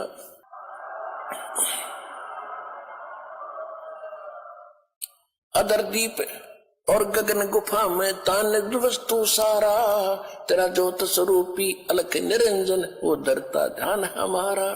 हाड चाम लहू ना मेरे, हाड चाम लहू ना मेरे, कोई जाने सतनाम उपासी, तारण तरण अवय पद दाता, मैं हूं कबीर अविनाशी। हाड चाम लहू ना मेरे, कोई जाने सतनाम उपासी, तारण तरण अवय पद दाता, मैं हूं कबीर अविनाशी। अपने आत्माओं सूक्ष्म वेद में फिर गरीबदास जी ने बताया है कि गोरखनाथ सिद्धि में भूला, यथार्थ मार्ग को छोड़कर सिद्धि में भूल गया मार्ग को। गोरखनाथ सिद्धि में भूला और टूणे टामण हांडे फूला। ये मुर्दे तक को जीवित कर दे, पहाड़ को सोना बना दिया। इनको तो गरीबदास जी कहते हैं वो मूर्ख टूणे टामण करता फिरता था, उसको क्या मिला जीवन में? महिमा तो होगी पर मोक्ष रह गया। मन तो सुख के सागर बस रे भाई, और ना ऐसा यस रे भाई, तो सुख के सागर बस रे भाई, और ना ऐसा यस रे। देखो इसको कहते तत्व ज्ञान, इसको कहते सूक्ष्म वेद। अब हम एक ही बात को सुनकर उसकी महिमा गाते रहते थे, उसी के गुण गाते रहते थे, हमें पता नहीं था।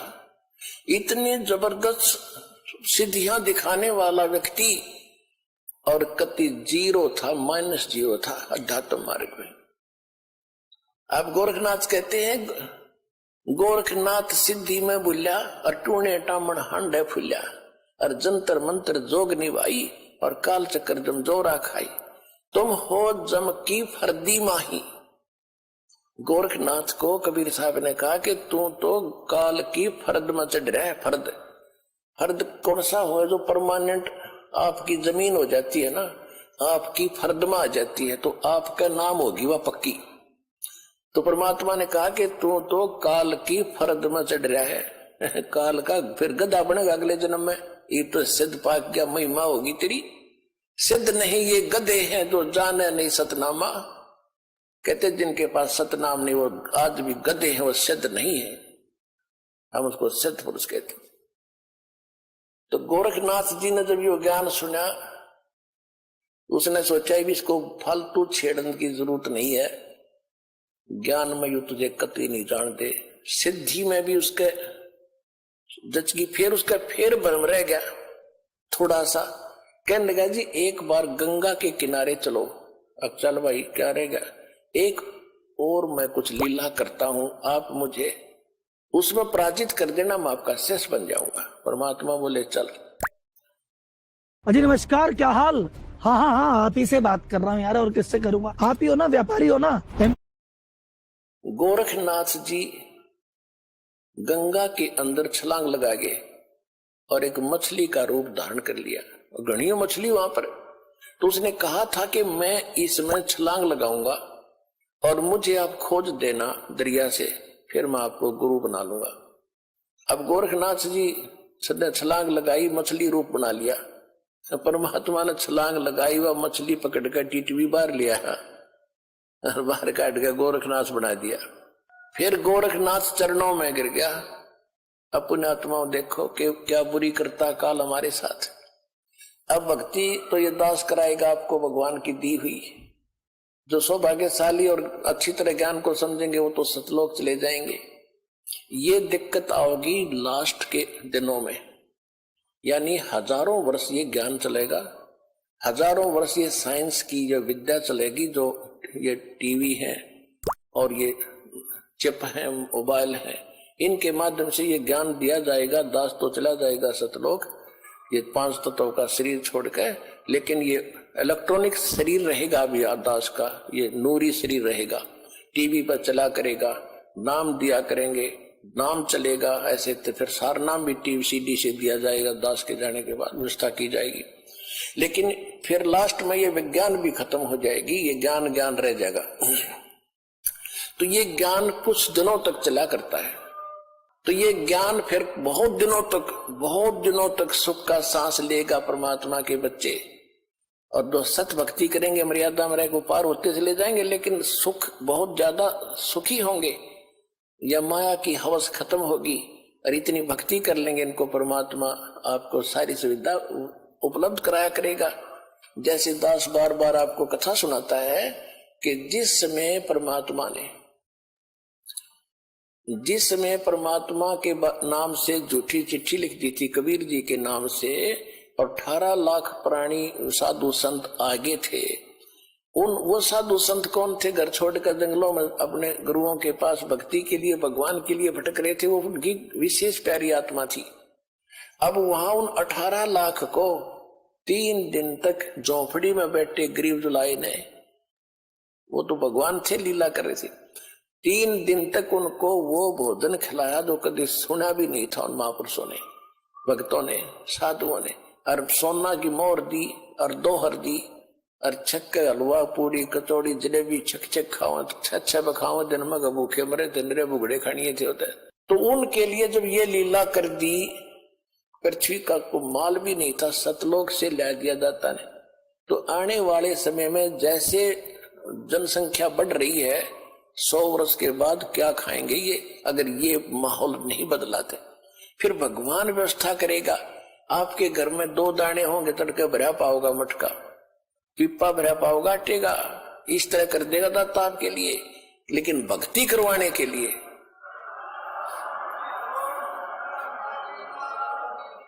ये उनकी करेगा जो भक्ति करेंगे, और जो बकवाद चाहोगे वो अपना करते रहियो। ठीक है, जैसा भक्ति भजन करेंगे उनका लाभ मिल जाएगा, लेकिन वो उसमें से खड़िए रह जाएंगे। तो इसलिए फिर गोरखनाथ जी ने परमात्मा के चरणों में मत्था टेका, उनके शिष्य बने। अब देखो कितनी बढ़िया धोखा होता हमारे साथ।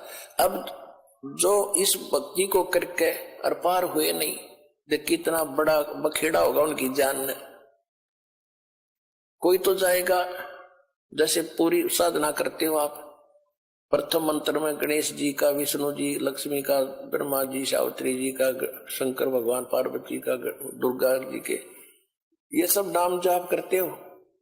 जो पार नहीं हुए, फिर ये आप अपने इस पुण्य की कमाई इनके लोकों में जाकर बहुत अच्छी सुविधाएं प्राप्त करके वहां ठाठ से देवता बनकर रहोगे, लेकिन बैंक बैलेंस भक्ति का आपका खत्म होगा। जो वहां से खत्म हो गए, फिर ओम नाम का जाप जो सतनाम के साथ आपने जाप किया वो ब्रह्म का बन जाता है। फिर ब्रह्मलोक में जाओगे, ब्रह्मलोक में हजारों युगों तक रहोगे, इतनी गजब की कमाई हो जाएगी आपकी। ब्रह्मलोक में जब पूंजी खत्म हो जाएगी, फिर आपको पृथ्वी पर पटकेंगे, पृथ्वी पर राजा बन जाओगे, कुछ सिद्ध बन जाते हैं जैसे गोरखनाथ जैसे, और फिर दुनिया में प्रसिद्ध हो जाते हैं। कर्म बिगड़ते बिगड़ते ऐसे बिगड़ जाएंगे, फिर गधे बन जाएंगे। और फिर कभी इसी युग में, ये प्राइम टाइम जो चल रहा है, 5505 वर्ष को युग बीत चुका है, उसके बाद ही दाव लगेगा। तो इस करके सावधान रहना, इस भक्ति मार्ग में विचलित ना होना। अब क्या है कि परमात्मा आए थे, ऐसे ही लीला किया करते थे, जिसमें गोरखनाथ हार गया और परमात्मा की लीला हुई। गोरखनाथ ने चरण पकड़ लिए, लाखों कई हजारों की संख्या में गोरखनाथ वाले और वैष्णो पंथ वाले परमात्मा कबीर जी के शिष्य हुए। अपनात्माओं, हमने परमात्मा की महिमा लीला, मार्केट क्रैश हो गया, मार्केट क्रैश हो गया, मार्केट क्रैश हो गया। कैसे भगवान माने थे, जैसे श्री कृष्ण जी ने, श्री कृष्ण और अर्जुन ने एक वेश बदलकर साधु संत का रूप बनाकर मोर ध्वज राजा के घर गए थे, जिस दिन वो अपने पुत्र को ताम्र ध्वज को राज तिलक करना चाहता था, और उसके उपलक्ष्य में उसने एक साधु संतों को आमंत्रित कर रखा था। एक यज्ञ का अनुष्ठान था। उस यज्ञ के अंदर एक कंडीशन होती थी कि जो साधु संत खाने को मांगे वो देना पड़ेगा, नहीं तो यज्ञ नहीं मानी जाएगी। तो ये दोनों चले गए। अर्जुन के मन में एक दोष आ गया था। अर्जुन कह रहा था चे भगवान, क्योंकि ये शिष्य भी था अर्जुन, और अर्जुन कृष्ण का शिष्य था और रिलेटिव भी था। तो कह रहा था जी मैं आपका सेवक हूं, ऐसा कोई और नहीं है पृथ्वी पे। तो परमात्मा श्री कृष्ण जी ने उसका भ्रम निवारण करने के लिए वहां ले गए ताम्रध्वज राजा के घर पे। कहने का भाव यह है कि उन्होंने खाने को क्या मांगा, मोरध्वज ने पूछा जी भोजन खाओ। श्री कृष्ण ने साधु रूप में कहा कि हमारे साथ एक शेर है, वो सिंह बना, शेर ले रखा था एक माया से, अपनी सिद्धि से शेर बनाया था। और पुण्यात्माओं कहते हैं रामकृष्ण सतगुरु सहजादे ये परमात्मा की पुण्यात्मा है। कृष्ण और राम ये इसी समय भक्ति करके ये रह गए थे अनजान, और ये बन ठगे काल के ये पुण्यात्माओं में से इनको जन्म दे दिया।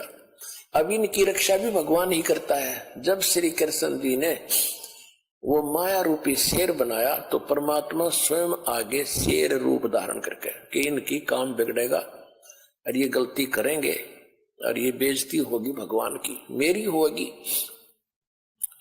तो वहां जाकर उन्होंने क्या किया कि राजा ने पूछा जी क्या खाओगे भोजन।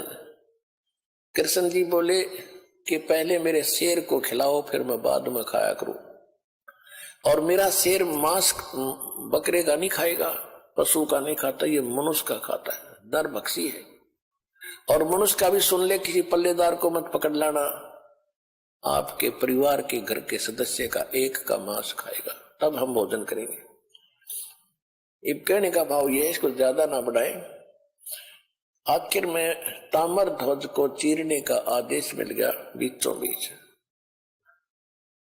ताम्र ध्वज को चीर दिया, फिर उसको जीवित कर दिया, मर गया था। और इस कारण से कृष्ण जी को भगवान मान लिया। अब परमात्मा ने कितने जीवित किए, आपको कथा सुनाता हूं। एक सम्मन नाम का मनियार था, बहुत ही निर्धन गरीब थे। दोनों पति पत्नी, उसकी पत्नी का नाम नेकी था, और दोनों पति पत्नी परमात्मा के शिष्य हो गए थे, कबीर भगवान के ज्ञान से परिचित हो गए थे। एक उनका लड़का था 10-12 वर्ष का, उसका नाम सेऊ था। सेऊ, शिव कहते हैं उसे, सेऊ कहा करते थे। तो तीनों के तीनों भगवान के ज्ञान में खूब रंगे हुए थे, और जहां भी वो जाते थे सम्मन और नेकी पति पत्नी चूड़ियां पहनाने के लिए गांव नगर में, तो वहां परमात्मा कबीर जी की चर्चा करया करते थे कि हमारे गुरुजी इतने सक्षम है, हमारे गुरुजी इतने सक्षम है। ऐसे सिकंदर लोधी की जलन का रोग ठीक कर दिया, एक गऊ काट दी थी सिकंदर लोधी ने, वो जीवित कर दी।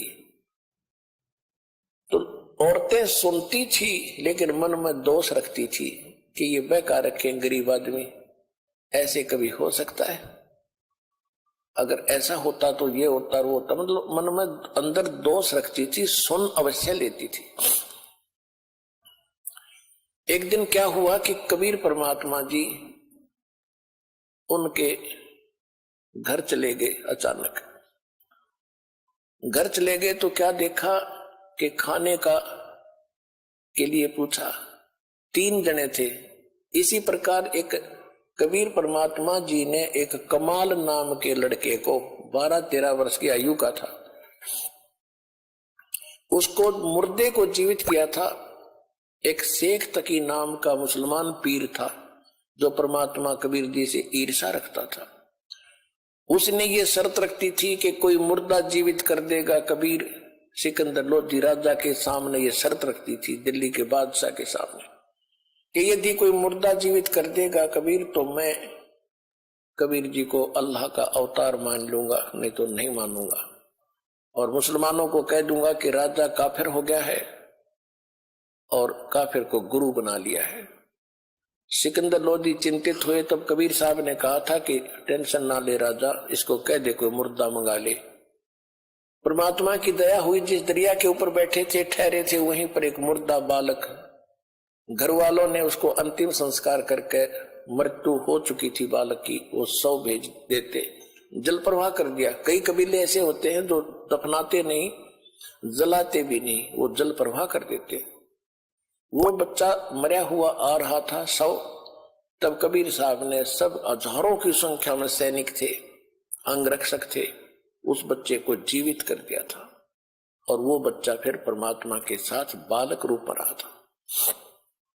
परमात्मा का अपना कोई बच्चा नहीं था। ज्यादातर वर्किंग प्रोफेशनल्स को मेरी ये बात अच्छी नहीं लगेगी, क्योंकि गूगल शीट इस दुनिया का सबसे वर्स्ट। तो सभी ने कहा था जब लड़का जीवित हो गया कि कमाल कर दिया, कमाल कर दिया, भगवान आपने कमाल कर दिया, उसका नाम कमाल रख दिया। वो बच्चा भगवान के साथ परमात्मा ने पुत्र रूप में पाला।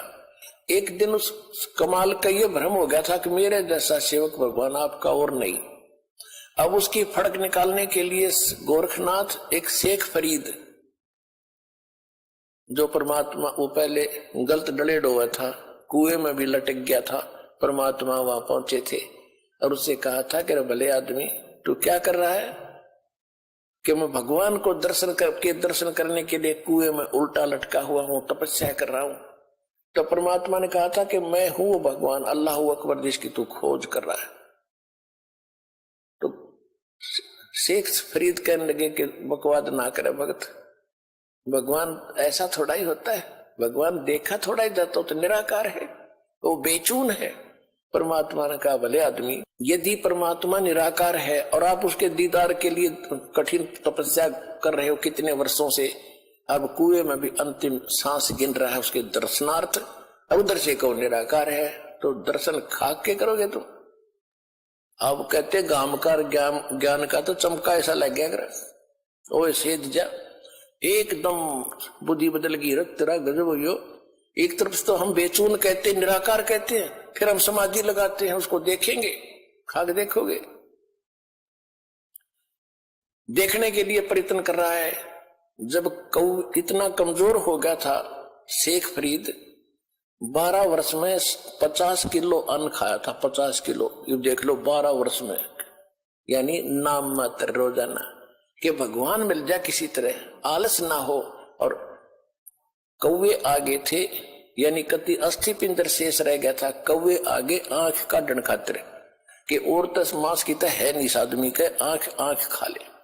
तब उसने कहा था कि हे कौव्यो, मेरे शरीर पर कहीं मांस बचा हो वो खा लो, मेरी आंख मत छूना, मैं भगवान के दर्शन करना चाहता हूं, आंखें छोड़ दे।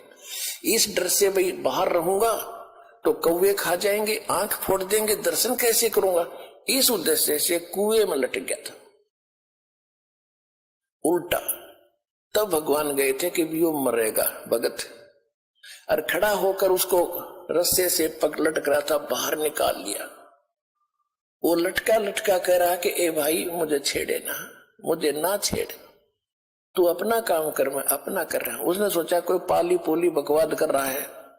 भगवान ने कहा कि तू क्या कर रहे हो आप यहाँ पर बात महात्मा जी, कि मैं भगवान के दर्शन के लिए साधना करता हूं। परमात्मा ने कहा कि मैं हूं वो अल्लाह अकबर जिसको तुम देखना चाहते हो।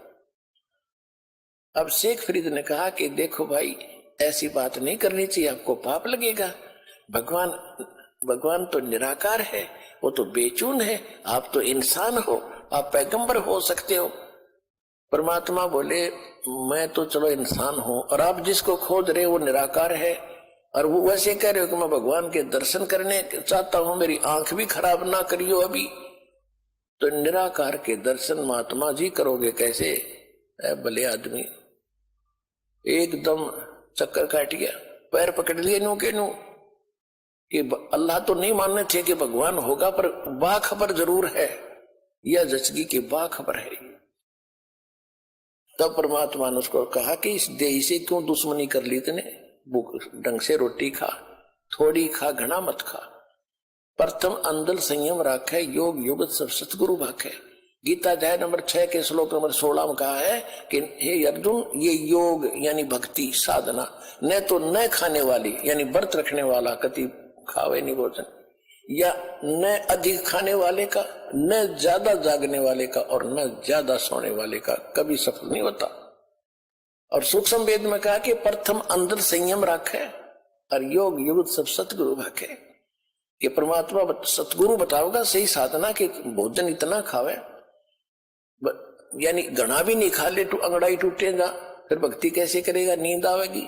और थोड़ा भी नहीं खावेगा, कदम ऐसे रीढ़ की हड्डियां मुड़ जाए, आंत कट्ठी हो जाए, ये क्या मतलब है?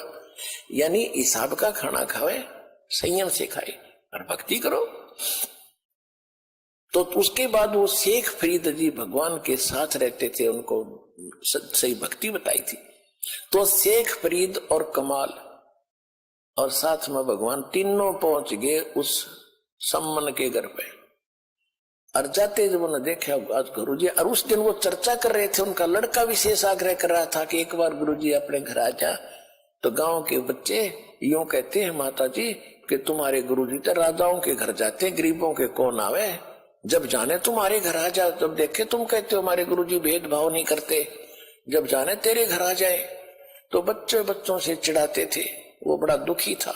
उस दिन चर्चा ही चल रही थी, तभी भगवान आकर वहां प्रगट हो गए। तीनों के तीनों गेट पर खड़े हैं और दौड़े दौड़े अंदर से पीछे वाली कुटिया से भागे आए आगे, और खड़े खड़े स्तब्ध रह गए कि ये क्या स्वप्न देख रहे हैं कि सचमुच भगवान है ये। गुरुजी आगे, कहीं आशा भी नहीं थी उनको। तब कमाल ने कहा कि गुरुजी को बैठने के लिए भी कहोगे, खड़े रखोगे? तब एकदम स्वप्न सा टूटा, चरणों में गिर गए, दंडवत प्रणाम किया, फिर बैठ गए। अब सम्मन काफी देर गुरुजी के पास बैठे रहे, चर्चा चलती रही। फिर कहा जी भोजन की सुनाओ। परमात्मा ने कहा भी भोजन खाएंगे, पैदल चलकर आए हैं, सभी को भूख लगी है, बेटा तैयारी करो। अब सम्मन आया अपनी नेक की पत्नी के पास, कहा कि भोजन बनाओ गुरुजी के लिए, भक्तों के लिए। नेकी ने कहा कि घर पे इतने वीक थे, वो फाइनेंशियली इतने वीक थे, इतना निर्धन थे कि उनके पास उस दिन एक आदमी की भी रोटी नहीं थी, आटा नहीं था, ना कणक थी। तो नेकी ने कहा कि आज कोई आटा नहीं है। ये है पावर बैंक। इसके नाम में बैंक इसलिए लगा है क्योंकि इसमें कुछ स्टोर होता है। मेरा सवाल आपसे ये है कि आपने अपने बैंक में कितने पैसे जोड़े? अगर नहीं जोड़े और आप ट्रेडिंग या इन्वेस्टिंग करते हो तो सबसे बड़ी गड़बड़ यहीं पे है। मैं अगर आपसे बोलूं कि कैंटाबिल का स्टॉक नवंबर के एंड से फरवरी के स्टार्ट तक कम से कम 20-22% हर साल भागता है, जाकर के चेक करके आओ। अगर चेक करके आपको दिखता है और सच में भागता है तो इस वर्कशॉप को तुरंत रजिस्टर करो जो आपकी संडे को होने वाली है। ये नंबर 1 फोरकास्टिंग वर्कशॉप के लिए रजिस्टर करो। यहाँ दाना नहीं है। तो सम्मन ने कहा कि ला तेरा ये चीर, तेरा ये ओढ़ना। देखो पुण्यात्मा, द्रौपदी का चीर उतारने पर महाभारत होगी थी, इज्जत और बेइज्जती का सवाल था। और वहां सम्मन कहता अपने गुरु जी की सेवा के लिए कि ला तेरा ये चीर, कपड़ा ओढ़ना, तेरी वायल, इसको मैं गिरवी रखाऊंगा और कुछ 2-3 सेर आटा ले आऊंगा। नेकी ने कहा कि मैं कई घरों में लेकर गई हूं इस वायल को, इस चीर को, ये फटा हुआ है, इस करके कोई गिरवी भी नहीं रखता। किसी ने आटा नहीं दिया, उल्टा ताने मार रहे हैं कि आज तो तुम्हारे घर फिर तुम्हारे भगवान आ गए हैं, वो तो तुम्हें वैसे ही खिला देंगे, तुम्हारे घर भर देंगे, वो तो बड़े बड़े चमत्कार करते हैं। ये जानबूझ कर बकवास कर रहे हैं। आज हमें ये आटा जान कर नहीं दे रहे, नहीं तो उधारा तो वो भी दे दिया करें गांव के गांव में। तो जानबूझ कर, वो नगर पैसे वाला घना था, इसलिए वो मस्ती मारे थे गरीबों के साथ। गरीब को तो वैसे ही नहीं सताना चाहिए और भगत को सताएगा तो घना पाप लगे। तो सम्मन बोला अब क्या करूं? वो तो कलेजा पकड़ के बैठ गया, जमीन पर चक्कर आने को हो गए। पहली बार गुरु जी आए मर कर्महीन के द्वार पे, हे परमात्मा मैं कितना दुष्ट हूं, आज मैं अपने गुरु जी की सेवा भी नहीं कर सकता है, इस पापी को पृथ्वी पर क्यों छोड़ा जाता। ऐसी ऐसी बातें करके घना चिंतित हो गया।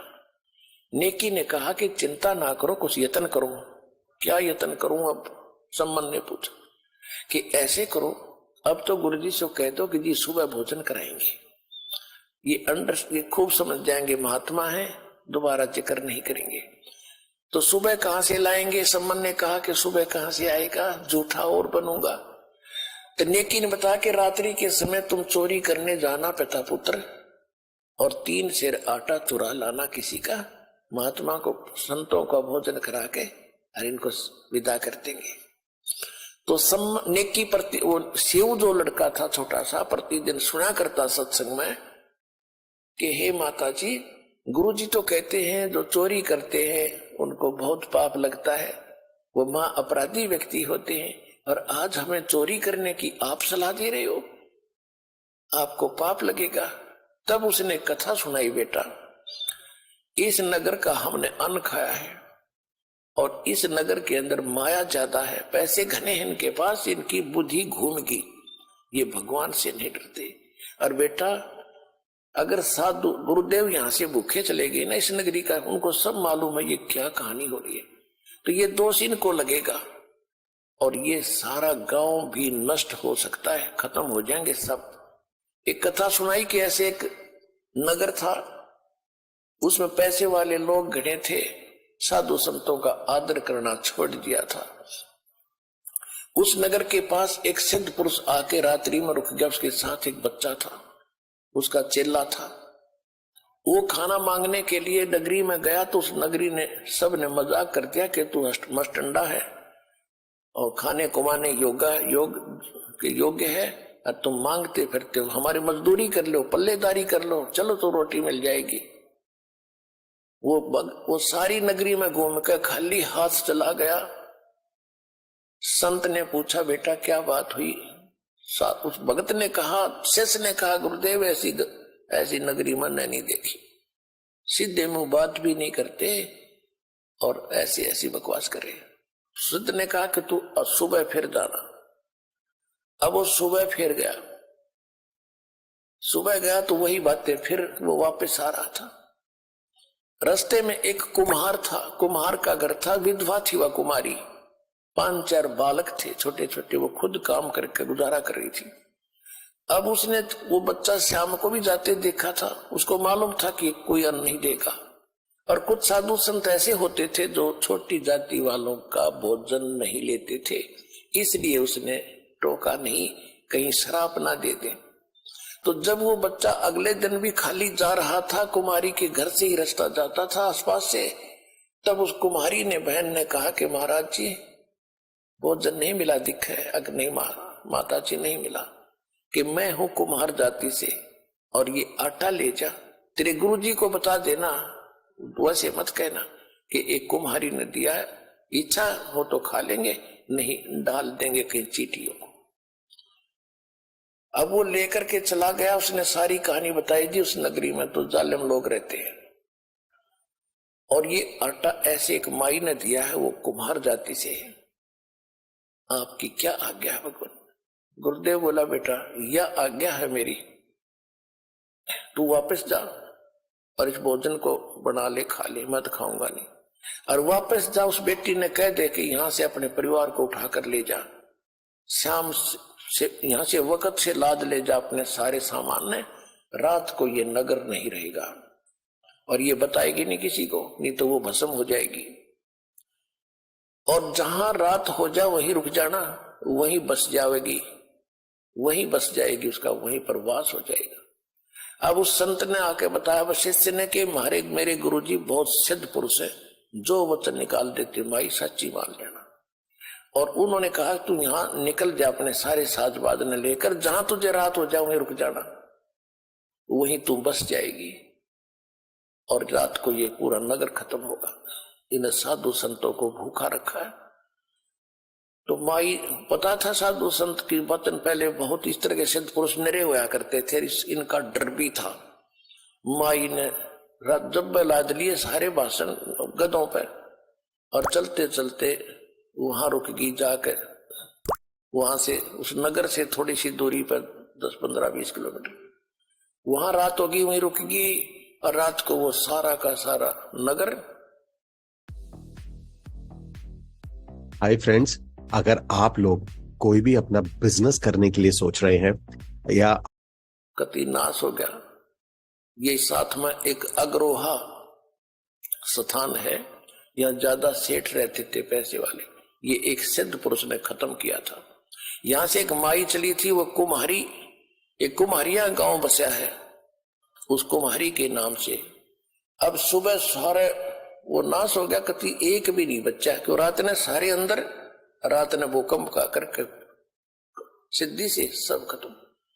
अब जब ये पता चला क्षेत्र वैसे गांव गर्क गया, गांव नष्ट हो गया, कौन बचा है? उस माई ने बताया कि मैं बची हूं, और एक साधु ने ऐसे बताया था, उन्होंने ऐसा ऐसा किया और मेरे को बता दिया था, मुझे बताने का आदेश नहीं था, मैं उनको नहीं बता पाई।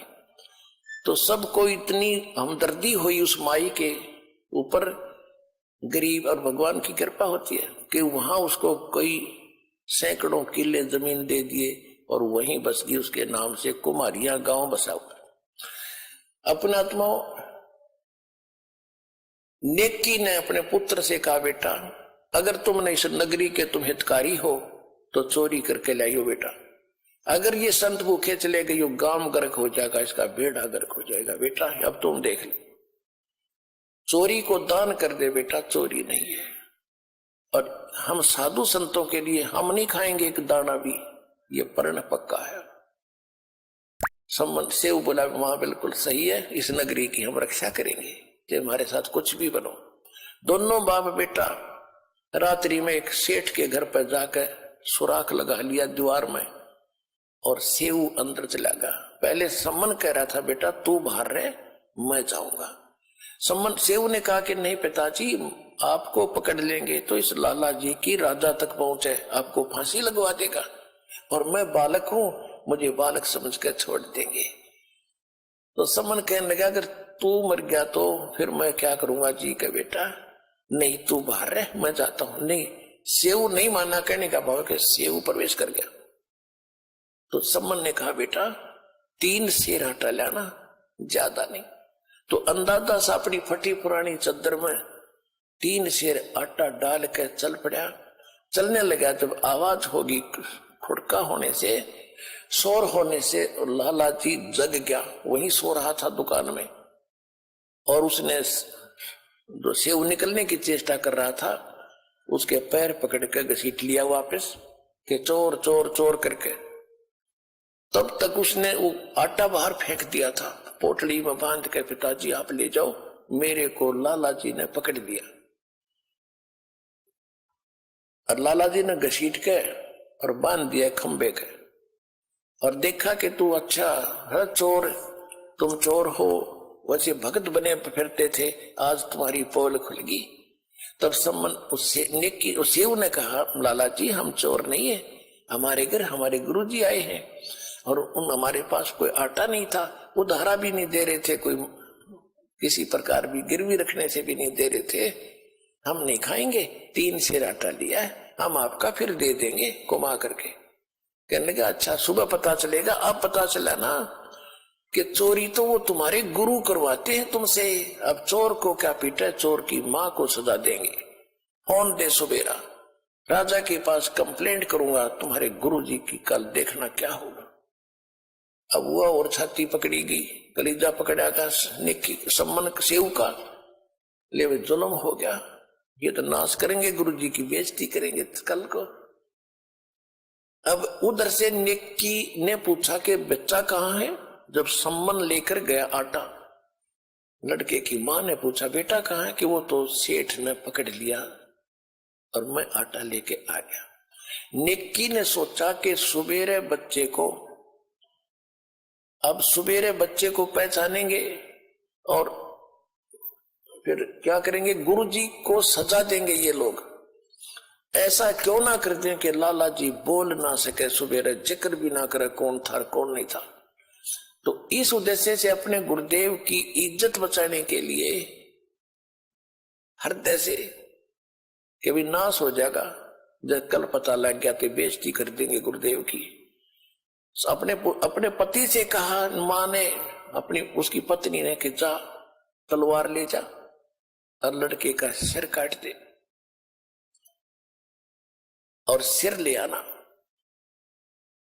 तो उसने ऐसा ही किया। अब तलवार लेकर जब सम्मन पहुंचा उस सुराग के सामने बैठ के और कहा बेटा सेऊ, 1-2 बात गुप्त तेरे कान में बोलनी है, बतानी है। बेटा कल तो ना जाने तू और हम मिल पाएंगे या नहीं मिल पाएंगे, क्योंकि राजा हमें सजा दे देगा। 1-2 बात बताना चाहता हूं बेटा तुझे। एक बार सिर बाहर निकाल ले, कान में बात बताऊंगा। अब सम्मन ने, उसने सेव ने कहा लाला जी से कि हे लाला जी, बाहर मेरा पिता बैठा है, 2 बात करना चाहता है। तो सेठ ने कहा कि नहीं तुम भाग जाओगे, तुम्हारी कोई स्कीम है कि नहीं, पैर को बांधे रख, रस्से को थोड़ा सा ढीला कर दे, मैं सिर निकालूंगा, बात करूंगा। अब जो ही उसने ऐसा सोचा भी चल ठीक है बतला लेंगे क्या बतलाना चाहते हैं, पैर के रस्सा बांधे बांधे ढीला कर दिया, लूज कर दिया। अब सिर बाहर निकाल के सेऊ ने जब सिर बाहर निकाल लिया तो सम्मन का हाथ नहीं उठा। बेटे ने कैसे काटूं, गर्द छुपा ली पीछे को। तब लड़के ने कहा कि पिताजी एक बात मैं बताऊंगा अपने आपके कान में। हाँ बोल बेटा, कि यदि तू मेरा बाप है तो मेरी नाड़ काट दे, ना तो बात बिगड़ेगी कल। मेरी गर्दन काट ले जा अगर तू मेरा बाप है, नहीं तो तू मेरा बाप नहीं है, मैं किसी और का अंश हूं। इतना कहते ही उसमें भी करंट आया। तब बच्चे की मुख से बात सुनकर उसने सिर काट दिया सम्मन ने, और चोटी पकड़ कर घर ले गया ऊपर शीश को। उधर से लाला जी ने देखा कि यो तो 302 का मुकदमा तेरे लगेगा। उसने क्या किया, उस बच्चे को घसीट के धड़को और एक पजावे में जाके गिरा। गड्ढे से होते थे जहां कुमार लोग मिट्टी मुट्टी खोदते थे, गड्ढे एकांत में, वहां गिर डालिया और अपनी वो दीवार बंद करके और लीप लाप के उसका रेता मार के ऐसा कर दिया जैसे कुछ हुआ ही नहीं। क्या आप भी स्टॉक मार्केट में इन्वेस्ट करना चाहते हैं पर कंफ्यूज हैं कि कौन सा ऐप चूज करें? Don't worry, download grow. उधर से जब सम्मन उस लड़के के शीश को लेकर गया, नेकी ने पूछा, कहा कि अब फिर वापस जा। अब सेठ उसने कहीं जंगल में डाल कर आओगा लाश को, शेष शरीर को धड़को, और उसको भी उठा लिया। कदे कुछ दिन में फिर बात चल रहा, कौन है किसका मर गया, इंक्वायरी चल रहा है और बच्चा पहचानना चाह। अब फिर वो गया सम्मन जहां उसकी घसीट जा रही थी। लाला जी ताकत अपना बैठ गया करके शांत, और वो लिया फिर उसने ठा के बच्चे के लाश को चादर ढक के और ला के कोने में डाल दी झोंपड़ी के, और ताक में अलमारी के एक ताक में रख दिया सिर। और बेटा का कत्ल हुआ पड़ा सतगुरु की सेवा में। नेकी सम्मन कहने लगा, रोइए मत, रो भी पड़ी ना आंखें मांसू आगे, गुरुजी ने पता लग जाएगा और भोजन नहीं खाएंगे। तो उन्होंने मां ने रोटी बनाई और वक्त से 5:30-6 बजे से कहा कि जाके कहते गुरुदेव ने शाम की भूख लगी है, भोजन जल्दी बना दिया, खा लो। और जल्दी जान की कह भी रहे थे, हमने सुबह जल्दी जाना है तो ये खाकर चले जाएंगे कि इनको पता नहीं लगेगा, नहीं तो रोटी नहीं खाएंगे। सम्मन ने कहा कि आओ महाराज, भोजन तैयार है। तीनों परमात्मा कबीर जी और दोनों कमाल और फरीद जी, वो बैठ के एक तरफ भगवान का आसन लगा दिया कबीर जी का, और 3 बर्तनों में भोजन सारा जितना बनाया था 3 पात्रों में डाल के धर दिया। 3 दोनों में पतलों में, थाली भी ना थी, बेचारे गरीब हो गए। तो परमात्मा ने कहा भी ऐसे नहीं, इनको 6 भागों में बांटो, 3 तुम हो, 3 हम हैं, सारे मिलकर बैठकर प्रेम से खाएंगे तो मेरे बच्चे हो। अब समस्या आ गई कि डालो 6 जगह डालो। अब उन्होंने 5 जगह डालकर रख दिया कि नहीं 1 जगह और डालो। अब वो कह रहे थे जी बच्चा कहीं बाहर गया है खेलने के लिए, देर से आएगा, कि नहीं आ जाएगा, जब खा लेगा उसको छोड़ देंगे, बैठ जाओ। तो उन्होंने सोचा चल ऐसे भी ठीक है, ये छोड़ देंगे, गला डला डलाया, बात खत्म हो जाएगी। 6 जगह कर दिया। तब परमात्मा ने कहा कि आओ सेऊ जी मिलो, ये प्रसाद प्रेम और सिर कटते हैं बेटा चोरों के, संतों को नितक से। सेऊ धड़ पे शीश चढ़ाओ, बैठा पंगत माही, और नई निशानी गर्दन के, यो ओ सेऊ अकनाही। बोलो कबीर भगवान की जय हो।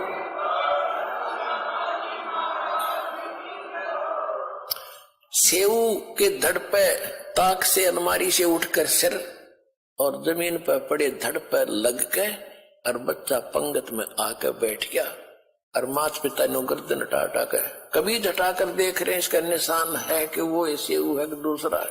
अंदर जाकर देख काहे, हम इतने नालायक हो गए जो पेटा भरा, जब कभी आंखा देख ले, वहां केवल रक्त के कण पड़े थे, कुछ छींटे लगे हुए, बच्चा बाहर बैठा, उसके निशान भी नहीं, और अपने हाथों काट रखा बच्चा। समर्थ का शरणाग हो, रंग होरी हो, भाई कदे न हो ऐ काज राम, रंग होरी हो।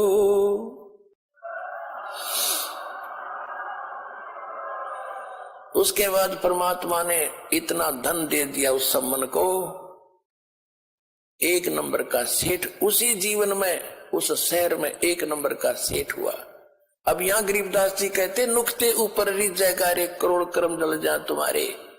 इतना समर्पण होकर देखो इस कबीर भगवान पर, ये नुक्ता था, वो कोई शौक नहीं था बच्चा काटने का, उन भगवान की इज्जत के लिए कि हमारे परमात्मा की गुरुदेव की बेइज्जती ना हो जाए। इकलौता पुत्र काट दिया, आंखों मांसू नहीं आन दी, तो कहते इनसे प्रसन्न होगा भगवान, इतने सेक्रीफाइस से।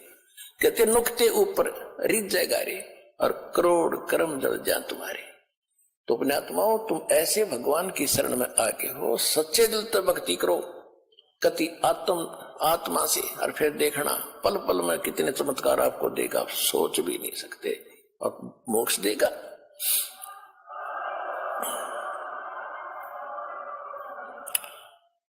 तो पुण्यात्माओं, आपका सौभाग्य है कि आप जी को वो संत मिला, सतगुरु मिला, और वो भगवान मिला जो यहां भी सुख देगा और परलोक भी आपका सुखी करेगा।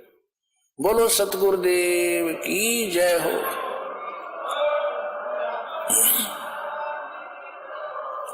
सत साई।